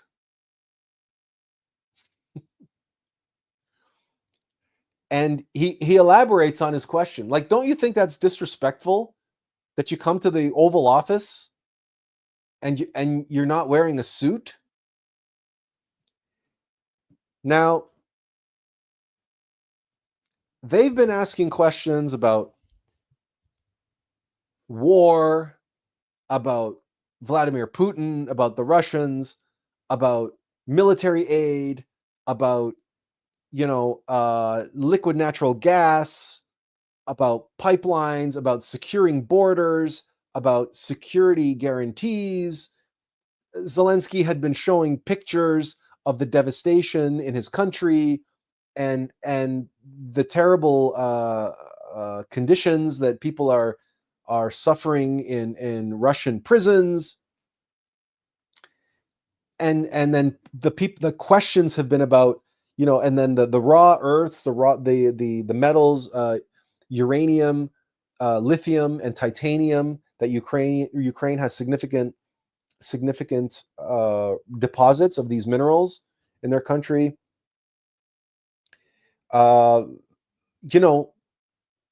Questions related to the topic of the press conference, related to the conflict in Ukraine.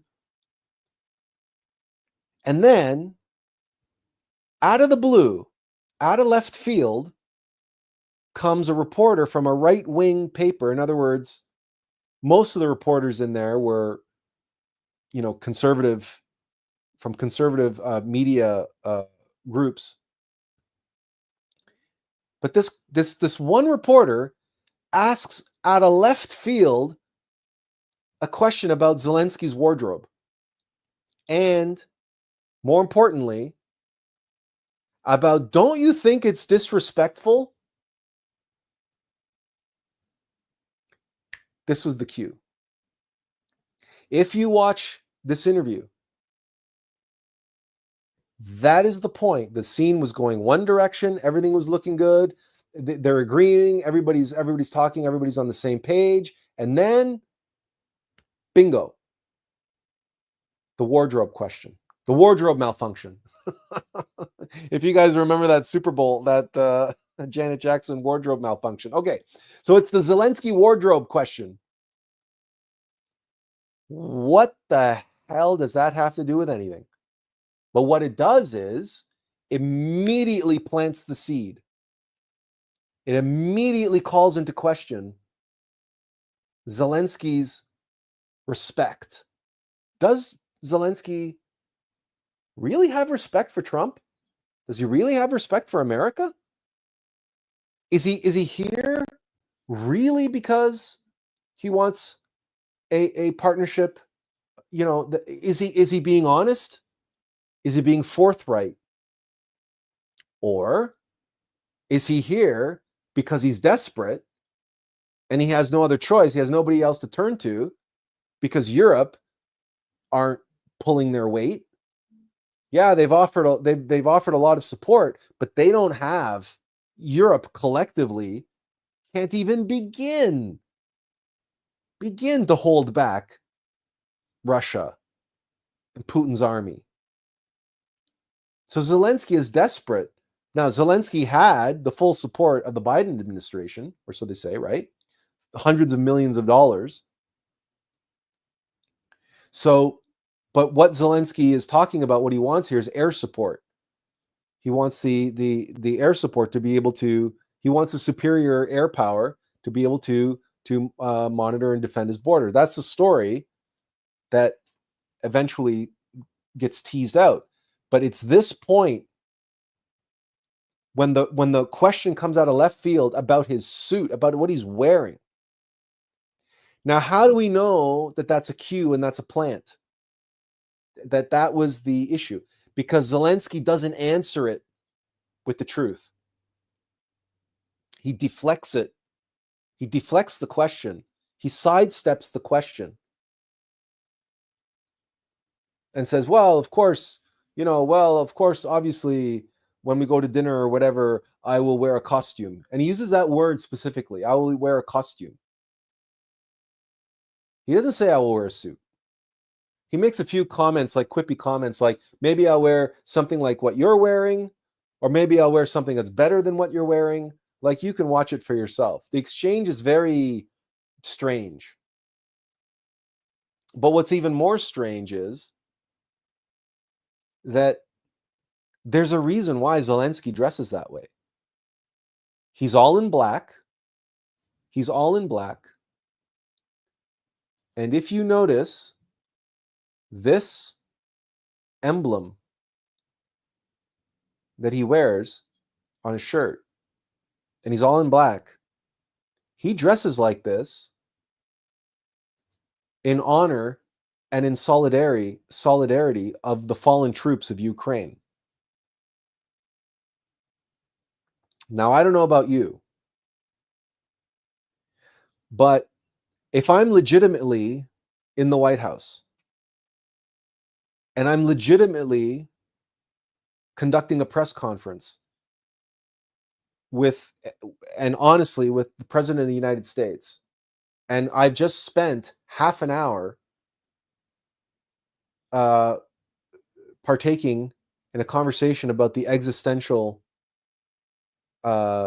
threats to my country and countrymen, and I've been showing photos of how captured soldiers and prisoners are being treated, and Trump has been, talking about the numbers of dead on both sides of the conflict. And somebody asks me about my wardrobe and why I'm wearing what I'm wearing instead of a suit. One would think, if I was legitimately there and I'm President Zelensky, I would say, obviously, I appreciate the question. I understand where you're coming from. And under any other circumstances, I would be here dressed as Mr. Trump and as all of you, but forgive me, right? Out of my love of my country and my fellow citizens, those brave soldiers who have given their life to defend our country, what you are seeing me wear is the most appropriate version of their military uniform, the most low-key and all black in honor of my country's glorious dead. So you will, I hope, forgive me and recognize that I am not acting out of any disrespect for your country, but for my deep respect and love for my fallen fellow citizens and their widowed wives and grieving mothers. But he didn't say that. He didn't say anything near that. Instead, he got into a little quippy exchange, with the reporter. And a few minutes later, even Trump made a quip about, I like what you're wearing. I think it's great. I don't have any problems with it, right? Like, it was not real. It was not a real question. It was not a real answer. This is a cue. This is how you tell when something is staged. And you know it's staged. Because the truth, they say, is stranger than fiction. But sometimes the truth is more beautiful than fiction. And when,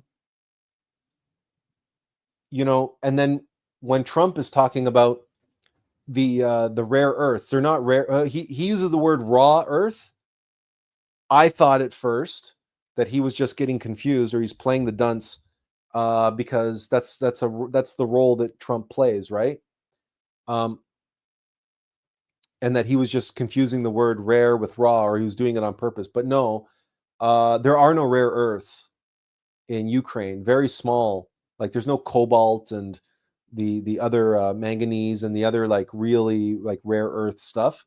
They have lithium, but outside of that, they have lithium, titanium, and what was the other one? Anyway, that's not so important. The point is, they have considerable deposits of those metals in the eastern side of Ukraine that, again, is very close to the Russian border. And Trump, throughout the interview, is saying that, oh yeah, and we're making a deal for those metals, and we're going to be going and taking out those metals and stuff. Apparently, to the best of my knowledge, it takes over a decade to set up a lithium mine, which means Trump will not even be president. And that's if they set up a lithium mine today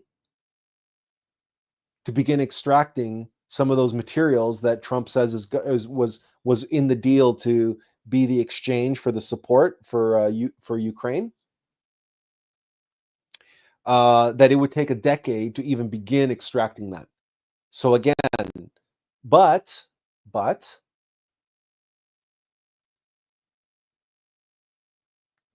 if the conflict between America and Russia is real, and the conflict between America and BRICS is real, and this whole conflict of why Putin went into Ukraine was because he didn't like, NATO on his border, and the threat of NATO on his border. He wants a buffer zone. He wants to reclaim Ukraine. He wants to rebuild the USSR. There's all these speculations and everything else. But at the end of the day, again, money talks. He who has the gold. If Putin wants to get his hands on those resources, or his partners in BRICS want to get their hands on those resources. Oh, uranium. That's the other one. It's titanium and lithium and uranium. These are the three things that are in that part of Ukraine. And if there really is tension between Russia and the United States, or between BRICS and the United States, then Donald Trump doesn't want to get his hands on that stuff for the sake of mining it. He just doesn't want his opponents, his political opponents, to have access to that, to gain access to that. Because if Russia and Iran and China, they're all partnered in this BRICS coalition, he doesn't want those resources going to his adversary. It's not that he needs to mine them or he wants to mine them. He just doesn't want his adversary, his opponent, to be able to mine them. So he's got to go into Ukraine. He's got to say that we've got to deal with Ukraine. However, just like in the wrestling match, you got to have that hesitation. You can't give the people what they want right away. You got to make it questionable. Is he going to do it? Is he not going to do it? Is he going to support him? Is he not going to support him? And how do they do that? Well, Zelensky, he needs to show, as part of the pantomime, he needs to show his supporters and his allies that that he's standing up for their interests, that he's the strong man, that he's standing up for the interests, he's acting tough with Trump, he's not going to let Trump push him around. Because that's his persona, that's his character, that's the character that he plays on the stage. But Trump is playing the same character. He's playing the same character for a different audience here in the United States, domestically, and to his allies, and potentially to Putin, because Trump and Putin go back, way back. So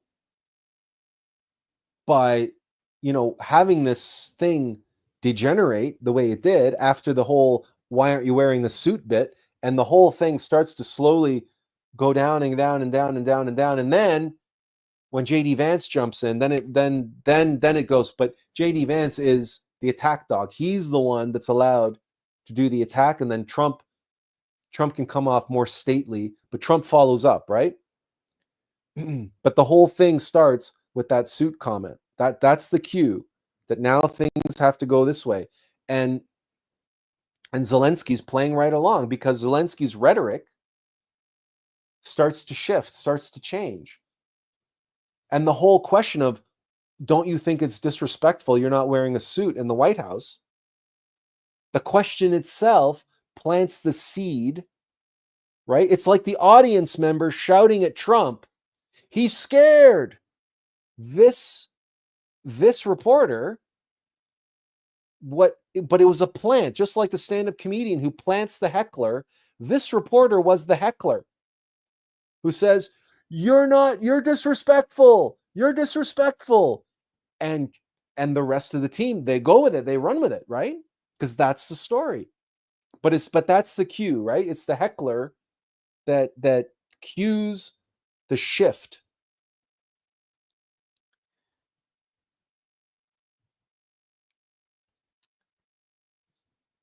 So in the final analysis, Zelensky gets to look good, okay? Because back in Ukraine, they're going to be saying, oh, Zelensky stands up to the big, strong Trump.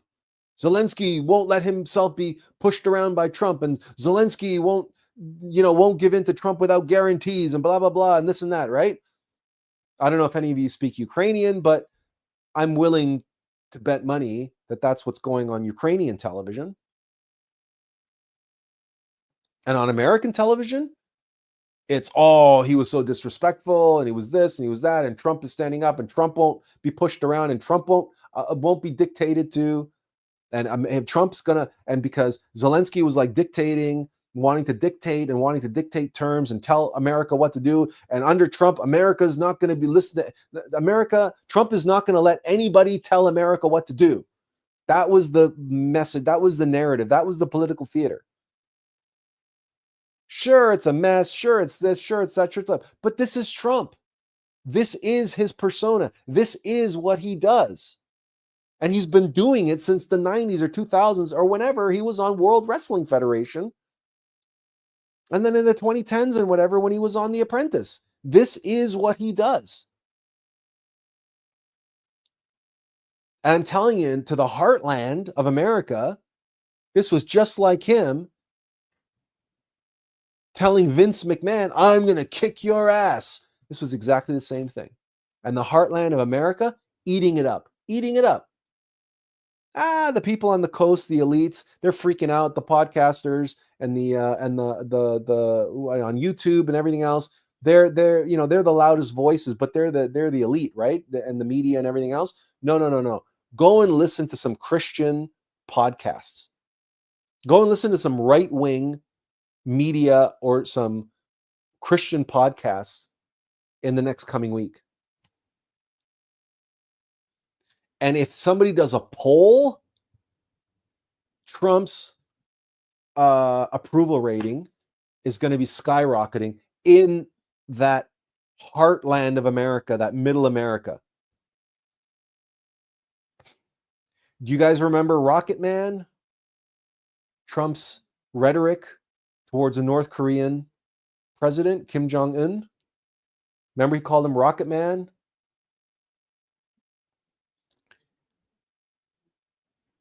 Okay, now we can get serious, like serious.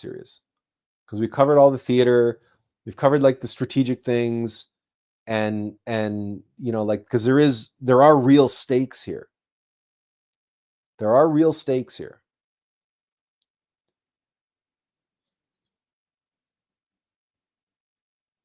The most telling words spoken during that entire pantomime, that entire performance, was the reference to World War III. And right on cue, Benjamin Ochoa says, there's a live broadcast right now on the war on Iran. So I'm sorry if you're missing that. We'll wrap it up here soon. You can switch over to watch that, or you catch it on the replay. This whole BRICS thing, Russia, this powder keg in Ukraine, and now this performance in which all the cards were laid out on the table, and Trump used the words, "You're playing with World War III."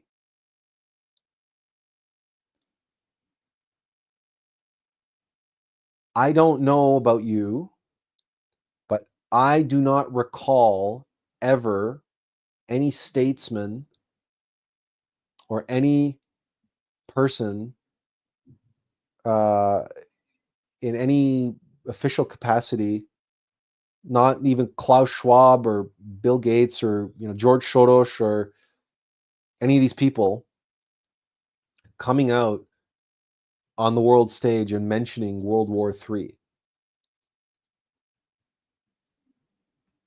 I want to talk to you about one more archetype, not from the theater, but from film, but it's a very, very common trope. It's a cliche, in fact. It's a cliche that Austin Powers, Mike Myers and his Austin Powers movies made complete fun of. They poked fun at it. And that's the James Bond films and the way in which Ian Fleming wrote those stories and the way they played out on the screen. The villain, the Bond villain, the megalomaniac, whatever, would always meet with Bond ahead of time, somewhere in the second act, and lay out his plans and tell Bond what his grand scheme was, as if he couldn't resist himself.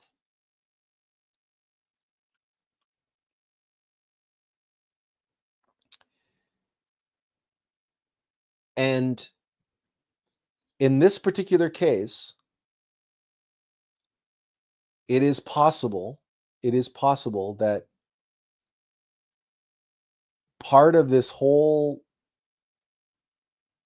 episode of political theater,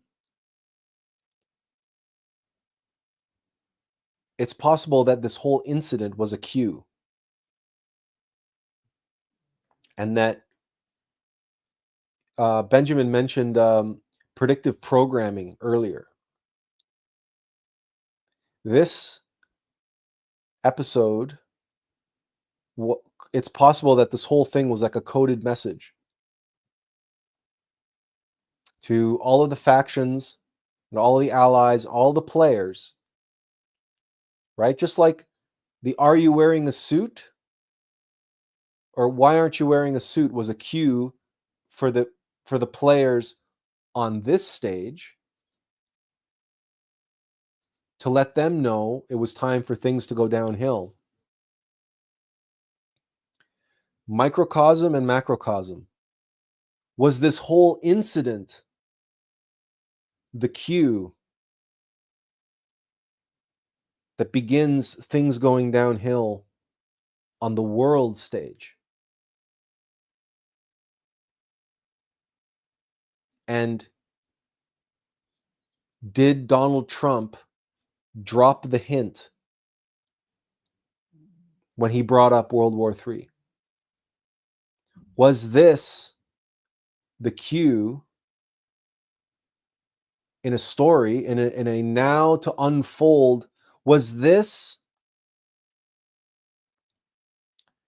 Donald Trump and Vince McMahon getting into a fight, a verbal argument in the ring, and setting up the events of WrestleMania 23, where the two of them are going to pick sides and pick representatives, and they're going to go at it to decide who's the winner and who's the loser and who gets their head shaved?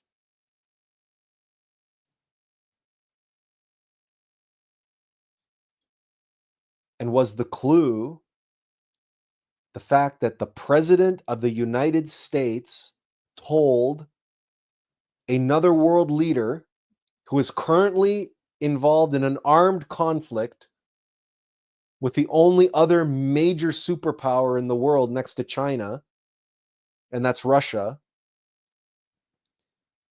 and he dropped the words World War III not once, but several times.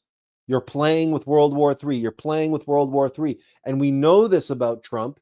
It's like a verbal tick with him, or the character that he plays at least. He repeats things over and over and over and over and over again, because I think when he read Joseph Goebbels' book on mind manipulation, I think he took a little bit too literally the chapter on repeating a lie over and over and over and over and over again until it becomes the truth, until you yourself start believing it. You've said it so many times. Because that's Trump's thing. If you watch this interview, how many times do you hear him say, "I'm for peace. I'm for peace. We're going to stop. We're going to save the lives. We're going to stop the deaths. We're going to stop the killing." And you know what he's like. Or in his last campaign, "We're going to build a wall. We're going to build a wall. We're going to build a wall. We're going to build a wall. I'm going to build a wall. It's going to be the biggest wall, the best wall. Nobody can build walls like me," right? This is part of his character and part of how he delivers, his shtick on the world stage. So it's going to be something to pay attention to if this rhetoric keeps coming up. Because remember, everything's a story, everything's a verse, right? And if the words keep coming back, keep coming up, bubbling to the surface, then that is an indication of exactly what Tiffany says right here. When she says, "I don't feel Trump even had to mention World War III. It's under the surface, and it has been for a while now."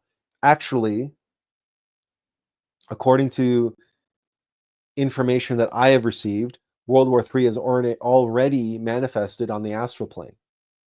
It's already crystallized on the astral plane. But the White Lodge has been holding it back because, for various reasons, they have their reasons. But eventually, if it's crystallized on the astral plane, it will have to unfold in the world. Now, how it unfolds, is it going to be lots of boots on the ground? Or is it going to be lots of AI and robotic soldiers and my robots killing your robots? I don't know. It's hard to say because wars have been a strange thing over the last, certainly since the Second World War, certainly since Vietnam, war has changed dramatically. I mean, during the Gulf War practically became like a video game for people to watch with the smart bombs and the smart missiles and this and that and the other thing. But it was like the guerrilla war in Afghanistan and those IEDs. And it's like when rich countries are trying to fight poor countries, and the soldiers that don't have the high-tech weapons and shit, they do what? Improvised explosive devices, IEDs, which guess what? Your metal detectors and shit like that won't, it can't detect them as that because they're using, plastic gasoline containers and stuff, right? So, but we haven't seen a major conflict of nations in like open warfare or open naval battles or open air-to-air combat since the Second World War or maybe Korea. So we really don't know what it's going to look like. And maybe the White Lodge, maybe in their wisdom, the masters have been waiting and holding it back so that let this AI thing come on board and let the robotic soldiers kill each other. Right? It's going to be an economic disaster, but for some countries like the United States, it's going to be an economic boom because, the companies, corporations always benefit from war because somebody's got to manufacture the stuff that's getting blown up on the battlefield, right? But the problem with it is that it's going to inflate the currency so desperately. And I encourage you to watch a video by Ray Dalio, because he has spent the better part of his adult life and retired life examining the rise and fall of civilizations. And what he calls the changing world order. And there's an excellent video, and I have it here. You know what? No, okay, I won't. There's a 5-minute version that we could watch that I could play for you. But rather than that, I'll just show you. Okay, here's there's a 45-minute version and there's a 5-minute version. And I'll give you the link somehow if I can find it here. Okay, so share and copy the link. And the link is in the chat. Now, what we do, bring it up on. So, the other thing you can do. So it's a very nice animated explainer video that runs through all of the signs, right? The steps, the stages of when we're on the verge of a changing world order, and he defines what he means by that as well. And this goes back, and he has studied this from a number of different empires from a different number of different points in history. This is the title of the video. So if you just go onto YouTube and search for Ray Dalio and Changing World Order, obviously it's going to pop right up. So you can watch that on your own time.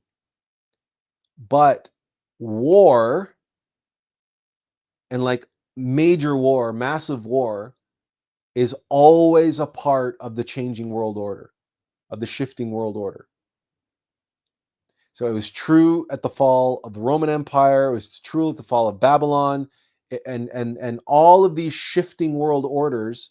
And he walks you step by step and shows you a bunch of these things, and including the hyperinflation and all the, because you got to finance that war, right? And they finance the war by printing more money, and so it's a very compelling argument. It's based on experiential knowledge, right? It's based on historical evidence and historical precedents. So it's not empty theory. He's not making this shit up. He's not speculating. And he is, by the way, Ray Dalio is one of the most successful private hedge fund managers in the world. He is a money manager. He is a self-made individual. He was not born with a silver spoon in his mouth. He's a very down-to-earth, regular kind of guy who just happens to be very, very intelligent and very, very good at spotting patterns, because that's what hedge fund managing is all about, is finding patterns in the stock market and then extrapolating them and using them to predict the future. That's how you make money on the stock market, and that's what people hire you to do to manage their money, is to do what they can't do, which is to see patterns and make predictions based on that experiential knowledge, because it's hindsight is 2020, right? So you're looking at past performance and past conditions and so on. So, you know, I'm not saying he's a mystic or anything and he's using gnosis or whatever. No, he's using like the rational mind's best version of experiential knowledge. Learn from your mistakes, learn from your experience, learn from past experience, right? Because humanity always makes the same mistakes over and over and over again. So that's one of the reasons why he made this video, because he's very passionate about this, and he's very passionate about informing, including his investors, but everybody, that what's coming over the horizon. Benjamin says, major events like World War II and potentially World War III are often orchestrated by those in power, while the masses are inevitably pulled into the chaos. But is this part of a greater divine plan, or a form of judgment upon humanity for its own moral failings? The answer to that is yes and no. And if you want me to get into that, I can get into that. But, you know, I deal with this in the book. It's like over 50 pages, I think, in the book that I'm dealing with that very question or that topic. And Benjamin follows up and he says, we know that all of these events are staged. So maybe I can give you the shorthand.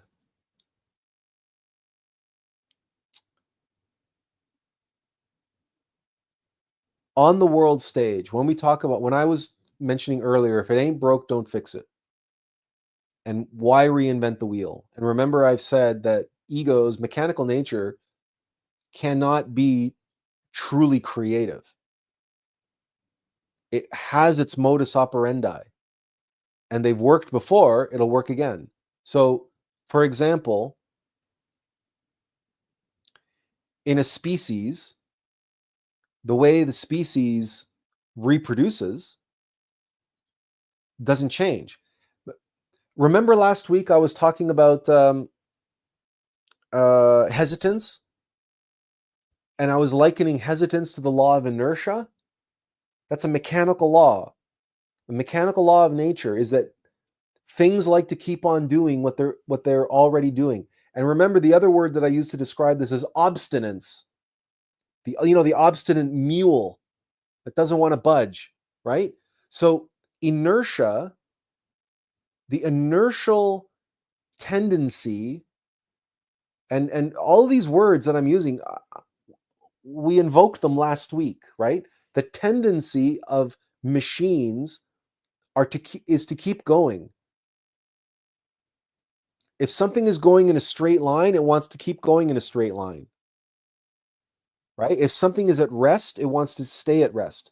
And if something already has a pattern, it wants to continue that pattern and just repeat the pattern over and over and over and over again, which is why I'm recommending the Ray Dalio video. So there are certain immutable facts of mechanical nature that are now playing themselves out because they always play themselves out.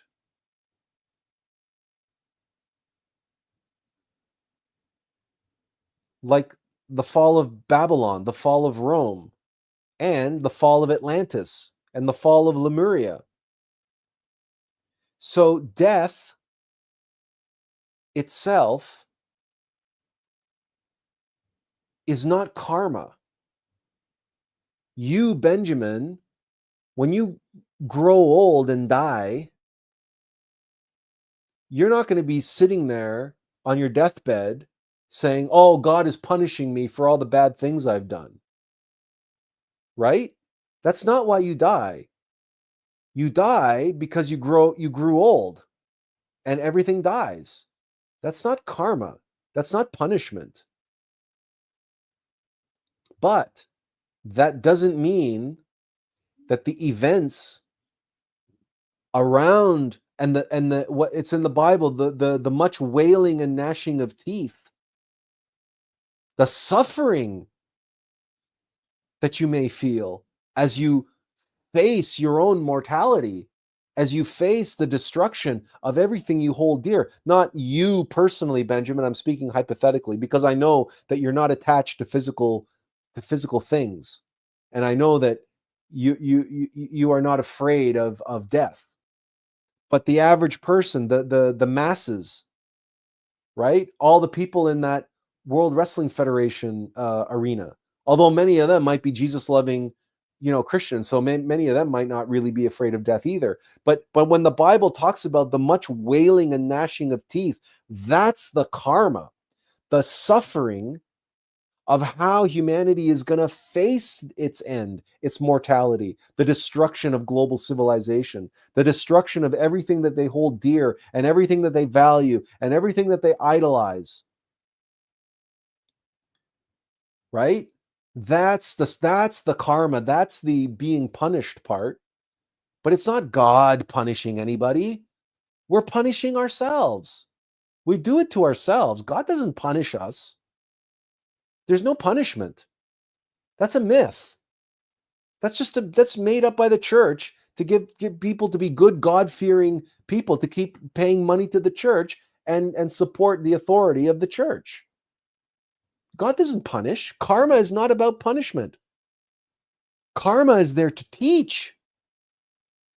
Suffering is there to teach. Severity and mercy, it's love. It's love.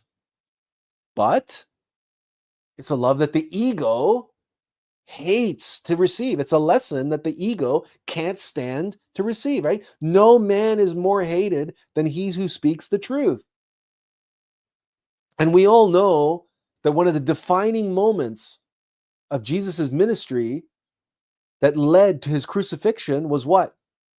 When he booted the moneylenders out of the temple. The moneylenders and the livestock traders. The two most influential and powerful economic groups in society at that time, next to who? The third most, the Pharisees. Because the Pharisees were getting their cut. Why do you think the freaking moneylenders and the livestock traders were in the temple? Why? Because the Pharisees were getting in on the action. Right? Livestock. The body. moneylenders, the brain, the mind. Pharisees, the heart. And Jesus said, no, this is a temple. Your body, your mind, your heart are the three aspects, the three brains, the Trinity, the triunity of the human temple. And with divine wrath, he threw the moneylenders and the livestock traders out of the temple and basically said to the Pharisees to their face that you are not worthy of the temple. You are not worthy of the word. You are breaking God's commandments. You are hypocrites. You are disingenuous. You are false. Jesus was speaking the truth.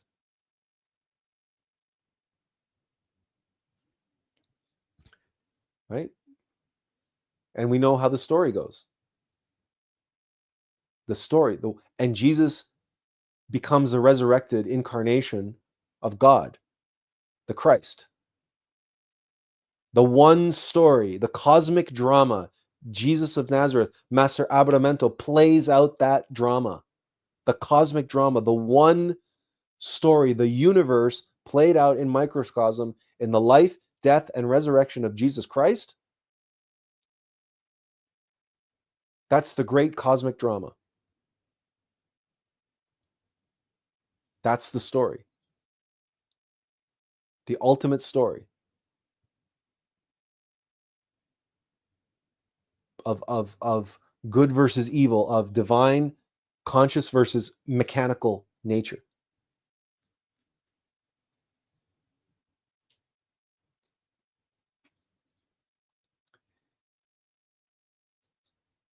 It's very sad. This is all very sad, Tiffany, but it's, death is a part of life. Nothing that gets manifest on this level of nature. This is mechanical nature. Your body is on loan to you, right? Because a human being is a soul, is your monad. That's your true self. That's the true human being. Mechanical nature has loaned you the body that you have. Mechanical nature has loaned all the matter, all the material with which humanity has built the civilization that we have now. The law of entropy states that everything has to break down and go from order to chaos, go from structure to randomness. That's a law of mechanical nature. Cannot be circumvented. Old age and death comes to us all, including civilizations, including humanities. It's sad, but it's inevitable. It's necessary. But before that happens, before you give back your temple to mechanical nature, we must all perform that cosmic drama that Jesus taught us with his life. And that is to kick the moneylenders out of our temple. The animal egos of our body, the animal egos of our mind, and the animal egos of our heart. We have to get rid of the moneylenders from our mind, the livestock traders from our body, and the Pharisees from our heart. Before the Romans destroy the temple. Because mechanical nature is going to destroy this humanity. Mechanical nature is going to take back what's currently on loan. Because that's the way it goes. Tiffany replies, she says, I know what's loaned. It's still hurtful to see and acknowledge the human suffering. I may be on loan, but my compassion runs deep. No, fair enough. I understand. It's lamentable for sure. Nobody wants to see others suffering. Nobody wants to, it's just not about gloating or goading or obviously we're still human and it's lamentable to see people suffering. We don't want to see people suffering. But at the same time, we don't want to avoid facing reality. And that, to me, at this time, that's why I'm doing what I'm doing, right? You come here for me to hold up a window and a mirror, and sometimes it's showing people, it's showing the hard truth. That's why I don't have hundreds of thousands or hundreds of thousands of followers or subscribers to my channel, or hundreds of people watching these live streams, because people don't want to hear it. They don't want to face the truth. Benjamin asks, is it spelled Ray Dalio? Oh, it was blurry on your end. No, Benjamin, you spelled it exactly correctly. Ray Dalio. And just, put Ray Dalio World Order or something like that into YouTube and you'll get it. Benjamin says, even today, the elites treat us like livestock, continuously trading us in financial markets through the legal fiction of the straw man. They've led us to believe defines our identity. Well, absolutely true. Absolutely true. The world, remember what I said about microcosm and macrocosm. The world can only be what we are inside. So all the conspiracies and everything that you see manifest in the world, everything including the straw man identity, the trading us like livestock, enslaving us to our imaginations and desires, turning us into consumers, all of it is just an external material manifestation in the macrocosmos of what the egos, the psychological aggregates, the demons do to us in our microcosm, in our mind, our heart, and our body, in our psychology. Okay, so the egos are trading our consciousness and our sexual energy like livestock,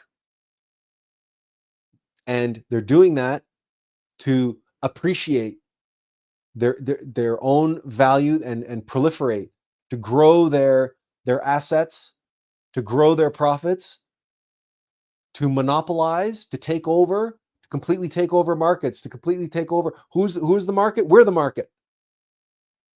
And they want to completely monopolize us like a cancer that keeps growing and growing and growing, like any parasite. Have you ever seen those videos of people who have tapeworms and they're starving to death? They eat and eat and eat and eat and eat, and they're starving to death. And they finally get diagnosed that they have a tapeworm. And you ever seen, like in India or whatever, and the doctors are pulling out this tapeworm, and this tapeworm is enormous. And it keeps going and going and going and going. It's completely taken over their small intestine, this tapeworm. So it's the parasitic nature of mechanical nature. It's a machine. It's relentless. It's heartless. It's soulless. It consumes energy and it replicates itself. It's malware.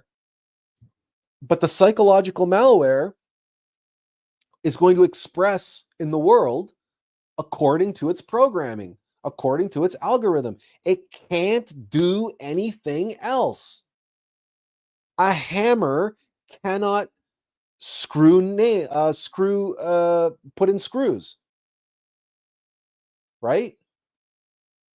And a jigsaw can't hammer nails, right? And a clock can't heat up your dinner. And a vacuum cleaner can't make toast. Period. There's no malice involved. There is what we experience, what we perceive as malice. But that's what I write about in my book on this chapter when I talk about Alien and the xenomorph. And the single best, I know people like to quote The Matrix, and people like to talk about Terminator 2 or Terminator, the Terminator movies, and what Kyle Reese says about the Terminator. And yeah, that's all good. But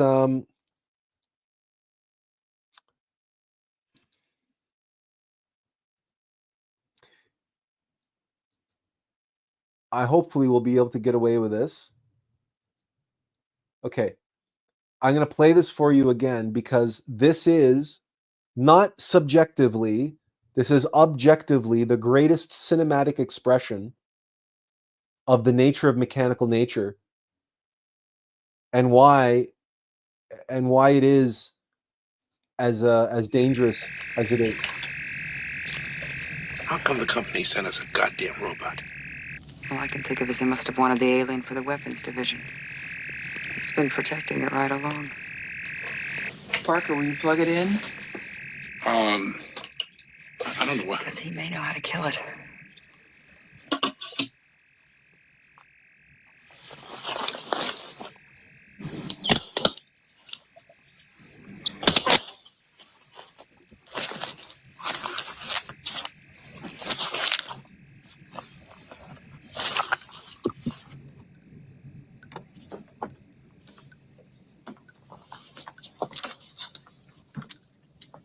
Ash, can you hear me?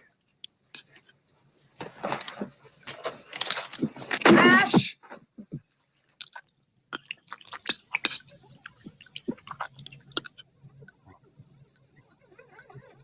Yes, I can hear you.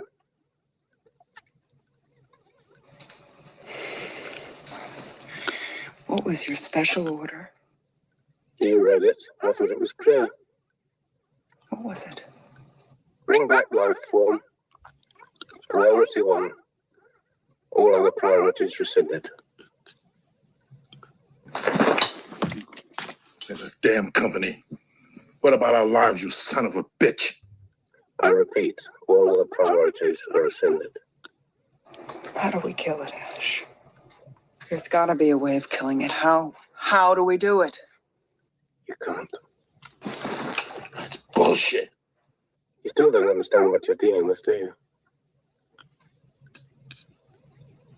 Perfect organism. Its structural perfection is matched only by its hostility. You admire it.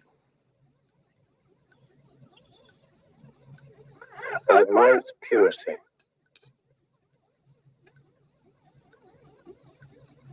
A survivor. Unclouded by conscience, remorse, or delusions of morality. Look, I've heard enough of this, and I'm asking you to pull the plug. Last word. What?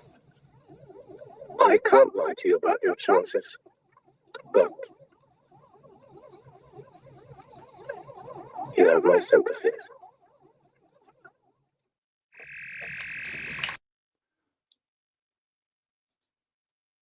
The perfect organism.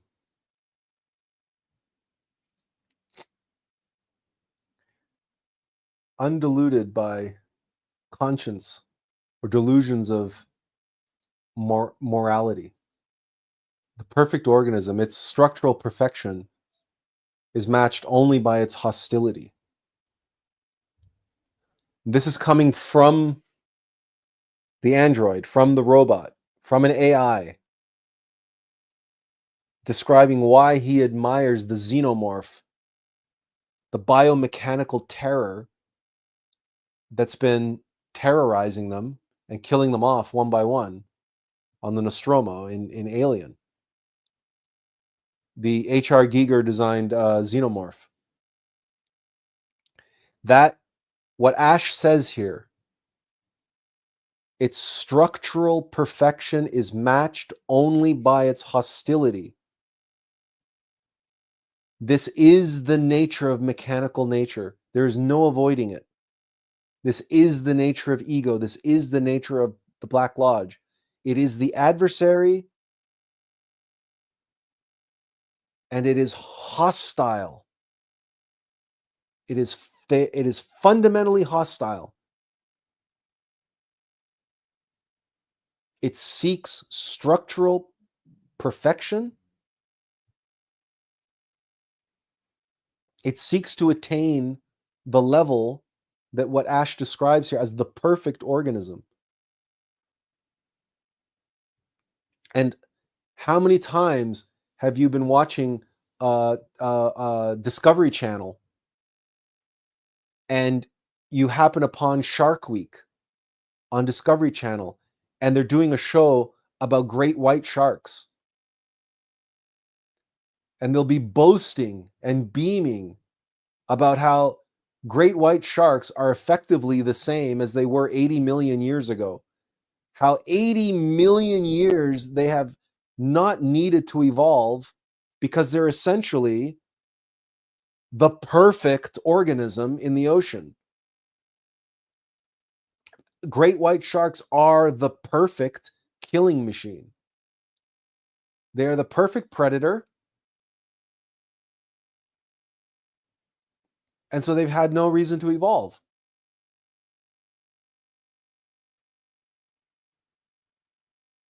Nature sees no reason to change.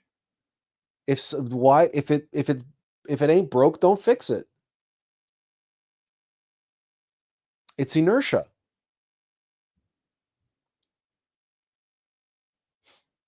Except that nature goes in cycles. And nature renews itself. It has no choice. And what nature gives on loan, it has to take back, and it has to recycle, and it has to renew itself. And that's what we're facing. And there will be a world war that's part of that. And if today, and our discussion today, and the unveiling of the staged nature of today's, of yesterday's, of this weekend's political drama assists you in preparing yourself mentally, emotionally, financially, if necessary, do what it is you feel you need to do to prepare yourself for what may be coming, and what may be coming sooner rather than later. But it is coming. It is coming. And there will be much wailing and gnashing of teeth. What can we do to raise the awareness and help people prepare? And how can we rally individuals of influence and resources, capital, connections? How can we rally them to the cause of helping humanity prepare for the inevitable, and helping those who wish to transcend all of the suffering and not get caught up in the great wailing and gnashing of teeth as everything collapses? In other words, how can we build an ark, but not the kind of ark that the billionaires are building, their private bunkers underground? No. A sanctuary, not from the elements, not from the environment, not from any of that stuff, right? But from all of the ego, from all of the fear and all the desperation, as the rest of the world is going to be clinging to their lives and clinging to their material things and clinging to their nations and their borders and their pride and their this and their that and the other thing. Where can the faithful go? Where can the ones who have accepted the inevitable? Where can we all go and be in the same place, in peace, with our awareness, with one another, in meditation and prayer, and contemplation, and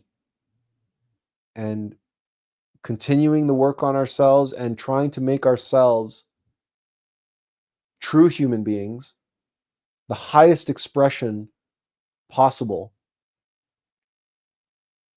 so that we will earn our place as to become the seeds of the next humanity and to establish the new golden age.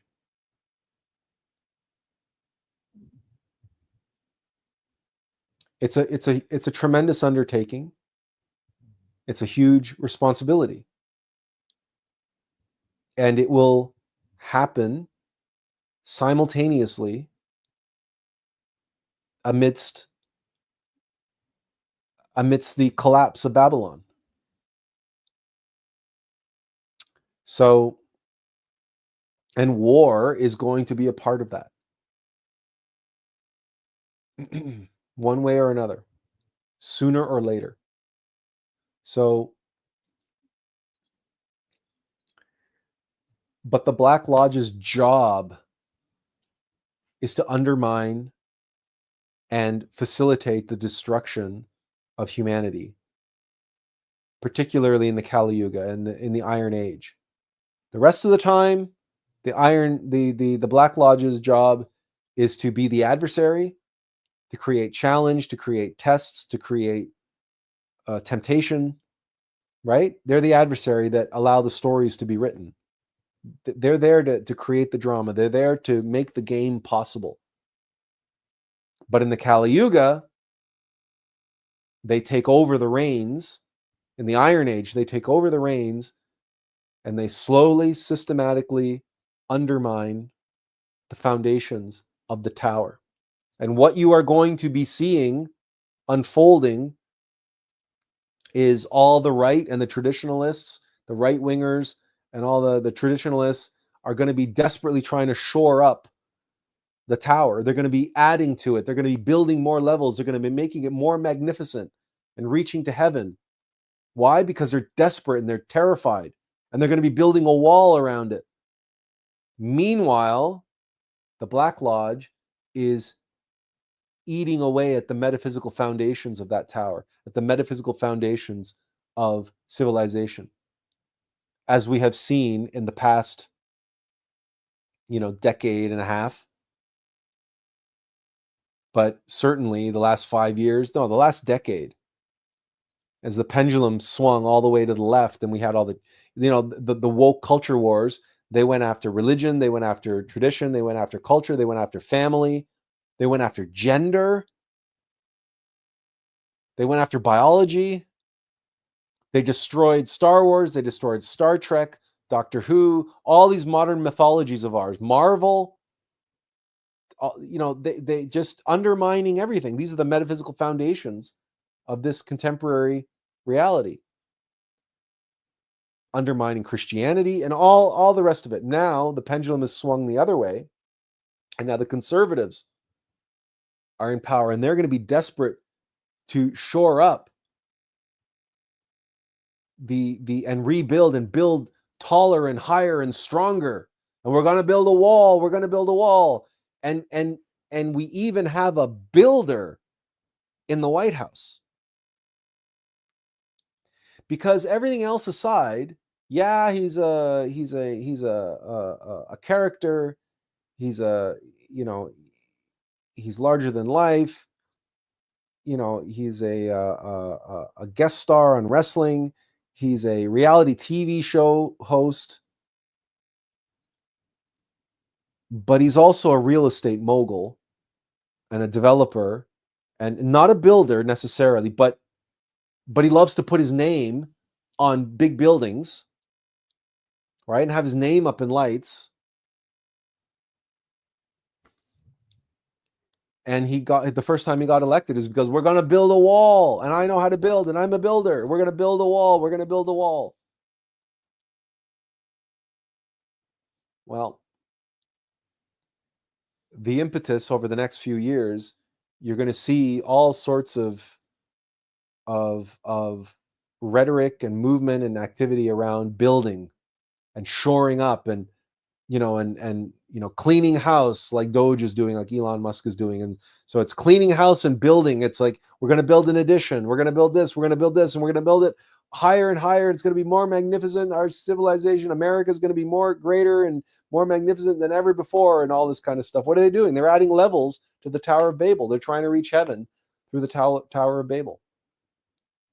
And then eventually, people are going to get tired of that. They're going to be sick of that, because there's going to be so much corruption and so much people skimming off the top, and so much, people are going to get tired of that. and there's going to be so many people losing their lives, and so many people on skid row because the social safety net is going to be eradicated because the pendulum is going to swing too far the other way, and things are going to become too what do you call it, libertarian, right? And it's going to be the free market's got to solve everything, and it's all about efficiency, and it's all about this, and it's all about that. So the pendulum swing too far that way, and when all these people are falling through the safety net. Oh yeah, and by the way, real estate prices will keep going up, and now AI is going to come in, start taking people's jobs, and robots are going to come, start taking people's jobs. People are not going to have anywhere to work. They have nothing to do. They're going to have no money to live. They're not going to be able to pay rent. They're not going to be able to buy homes. Klaus Schwab is going to come in, and and they're going to create a car sharing program, and like car sharing leasing program. Uber is going to come and get into the whole, start buying out car companies who are going to be going bankrupt because nobody can afford cars. And Klaus Schwab will say, I told you, you're going to own nothing and you'll be happy. And then the pendulum, when people get sick of that, the pendulum will swing back the other way to the left.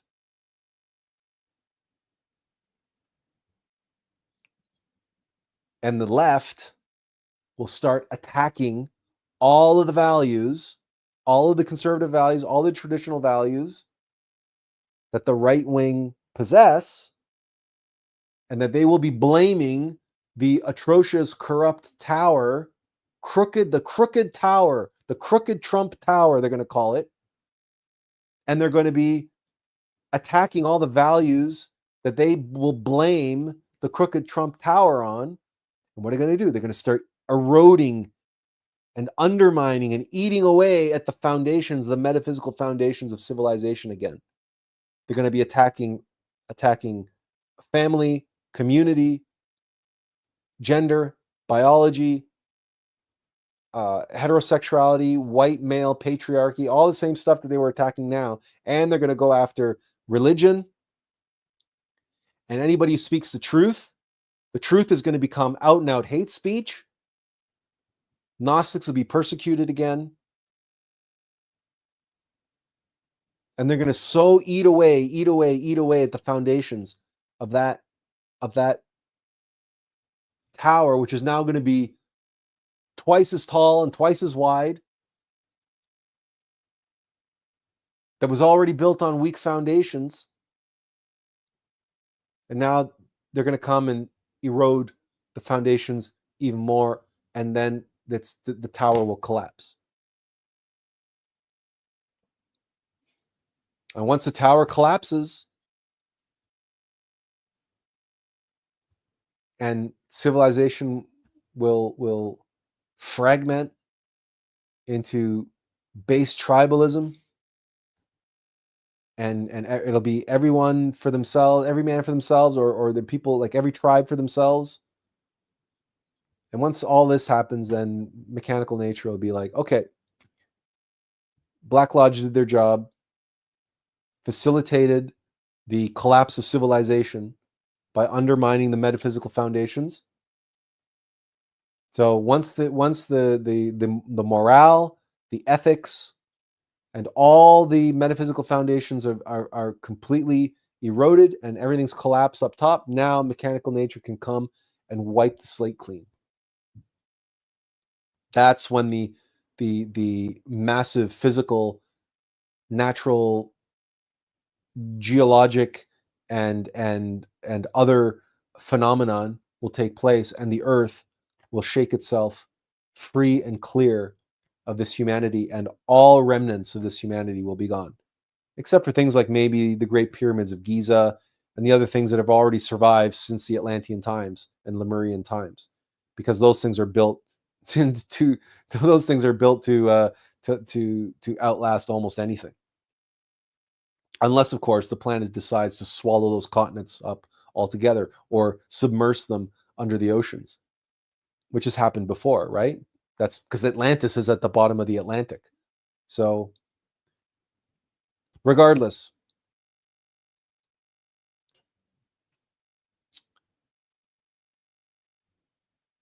it's good to be prepared. You don't want to obsess about all of this. But it's good to know. It's good to be prepared. And it's coming. Science, Benjamin says, science says the shark is the oldest fish in the sea. Yeah, it's one of the oldest. Like the sharks have been around since like dinosaur times. When the dinosaurs ruled the earth, the sharks have been there, doing basically what they're doing now. They're the apex predator, at least among fish. Then the mammals came along, and the dolphins and the killer whales give sharks a run for their money. But anyway, that's another conversation. Tiffany says, I don't think there's enough time to change the perspective on a mass scale level. No, there isn't, and it will never happen. Most won't make it, and all we have are our seeds. Correct. There will be much wailing and gnashing of teeth. That's what there will be. Right? That's why I'm not here to be... That's why I don't care about followers. I don't care about subscribers. I don't care about reaching the masses. I'm not here to reach the masses.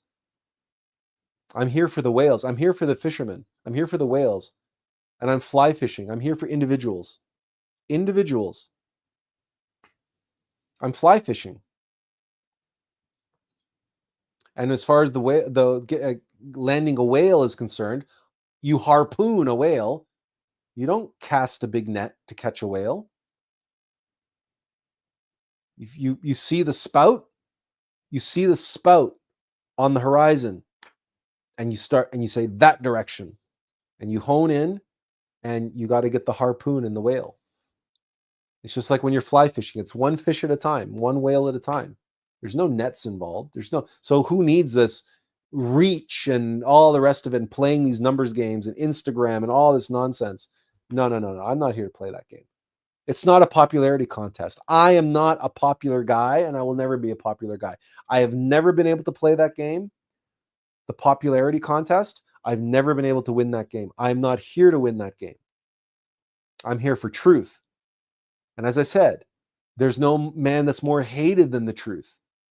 There's no man more hated than he who speaks the truth. Sorry, that Plato said that. Plato said that 3,500 years ago, for God's sakes. It's still true today. Socrates was poisoned by the people of Athens. Why? Because he told the truth. He told them what they didn't want to hear. So there's no popularity involved. There's no popularity contest here. And so you're absolutely right. There's no masses to convince or masses to change. That's a pipe dream. It's folly. It's not about that. But you know what? With almost 9 billion people on this planet, what's 1% of that? 1% of that is 90 million people. Somebody correct my math on that if I'm wrong on that. No, because a billion is 1,000 million. So 1% of 9 billion is 90 million people. Now, I don't know about you.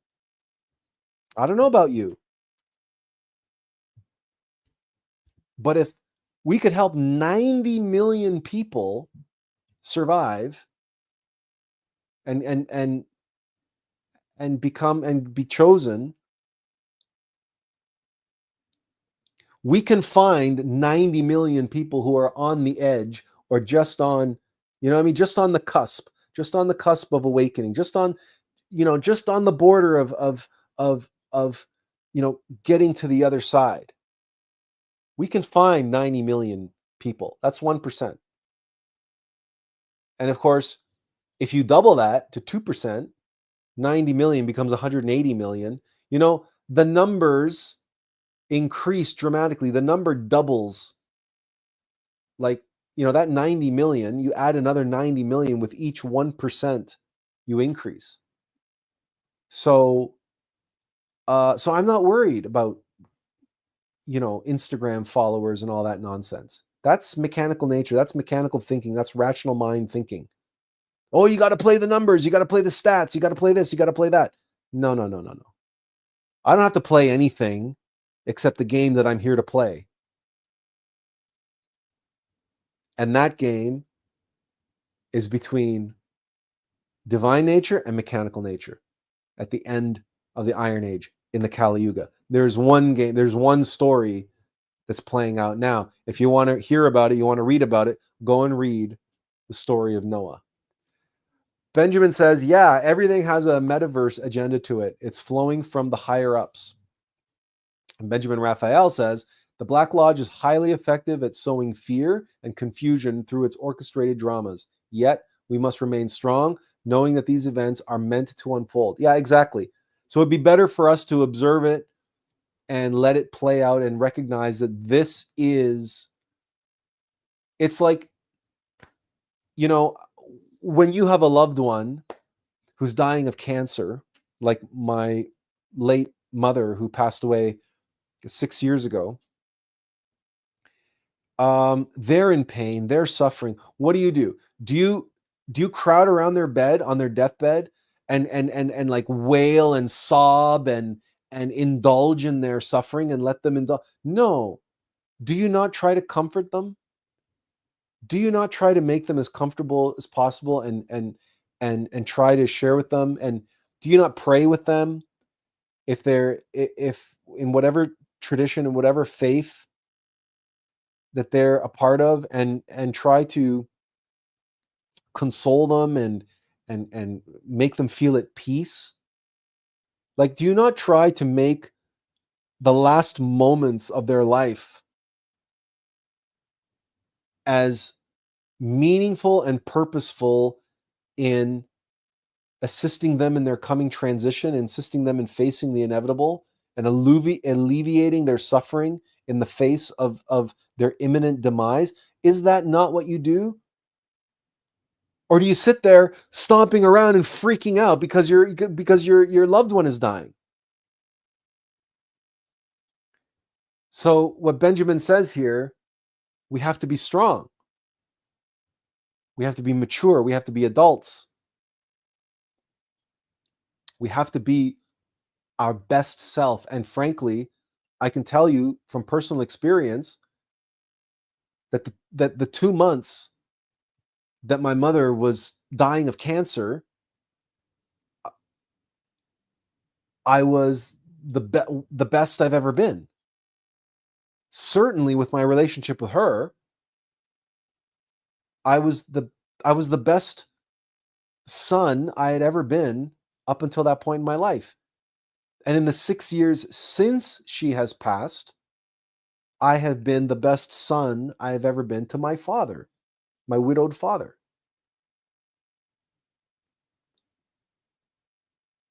Adversity brings out the best of us when we let it, when we face it with equanimity, with peace, with acceptance, with allowance, and when we allow our inner strength to be our guide, to be our barometer, our guide, our compass, and the source of our strength. We apply the strength and the knowledge, the wisdom that is given unto us from within, from our innermost.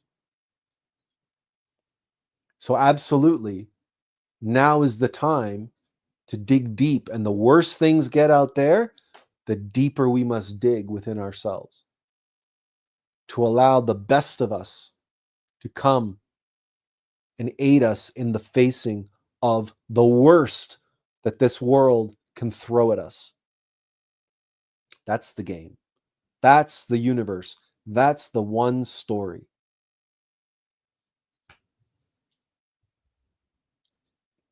Benjamin Raphael says, the only way out is in. Correct. Correct. So I want to thank everybody for taking the time and putting up with all of my theatrics.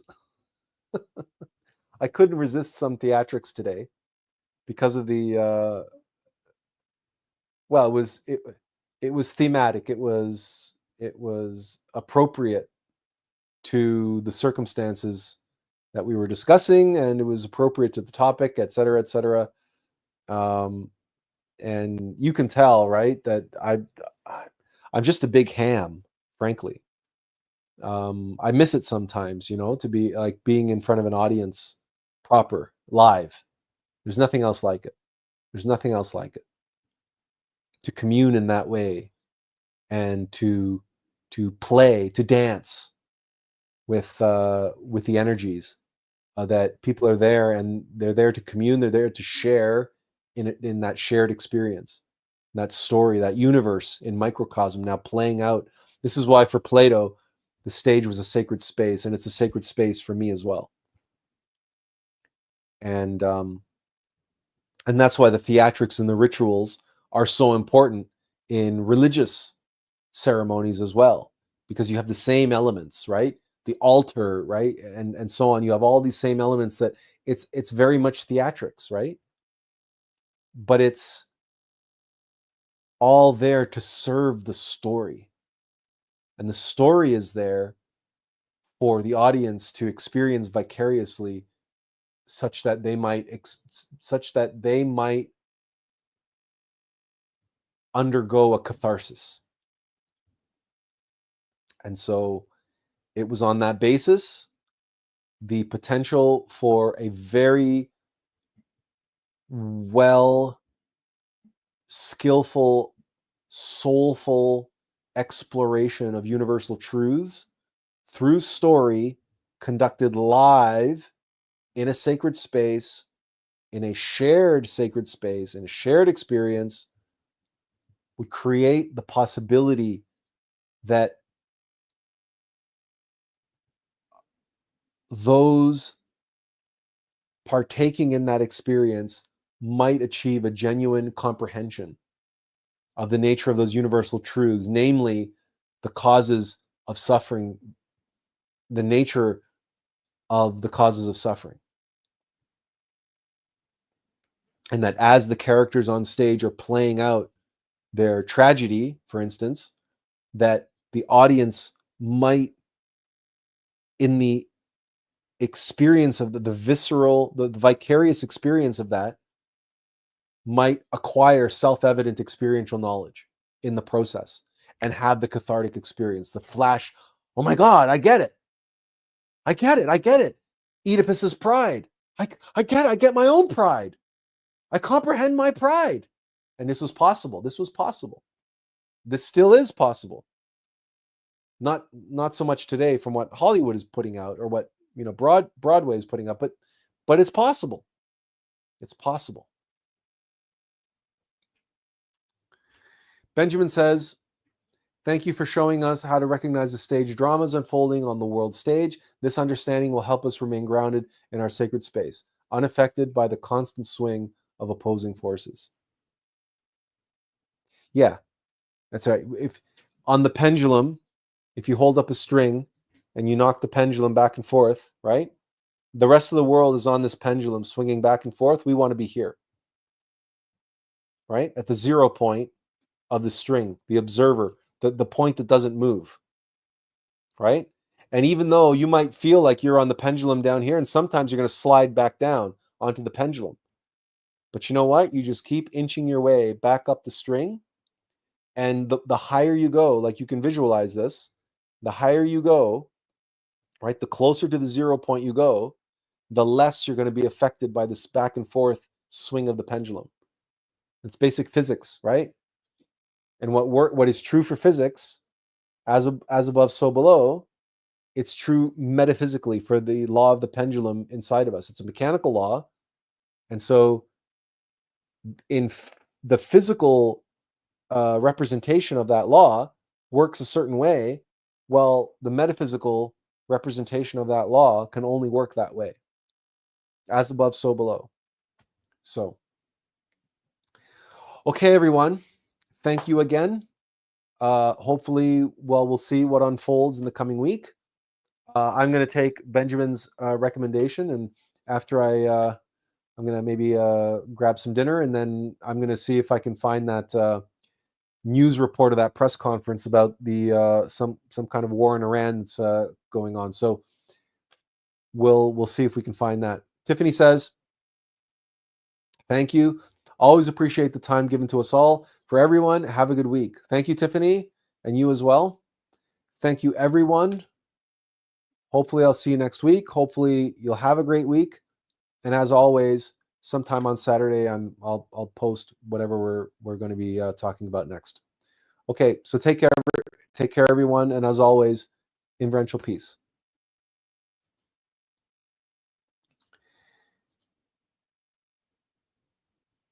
Where's my outro video? All right, take care, everyone.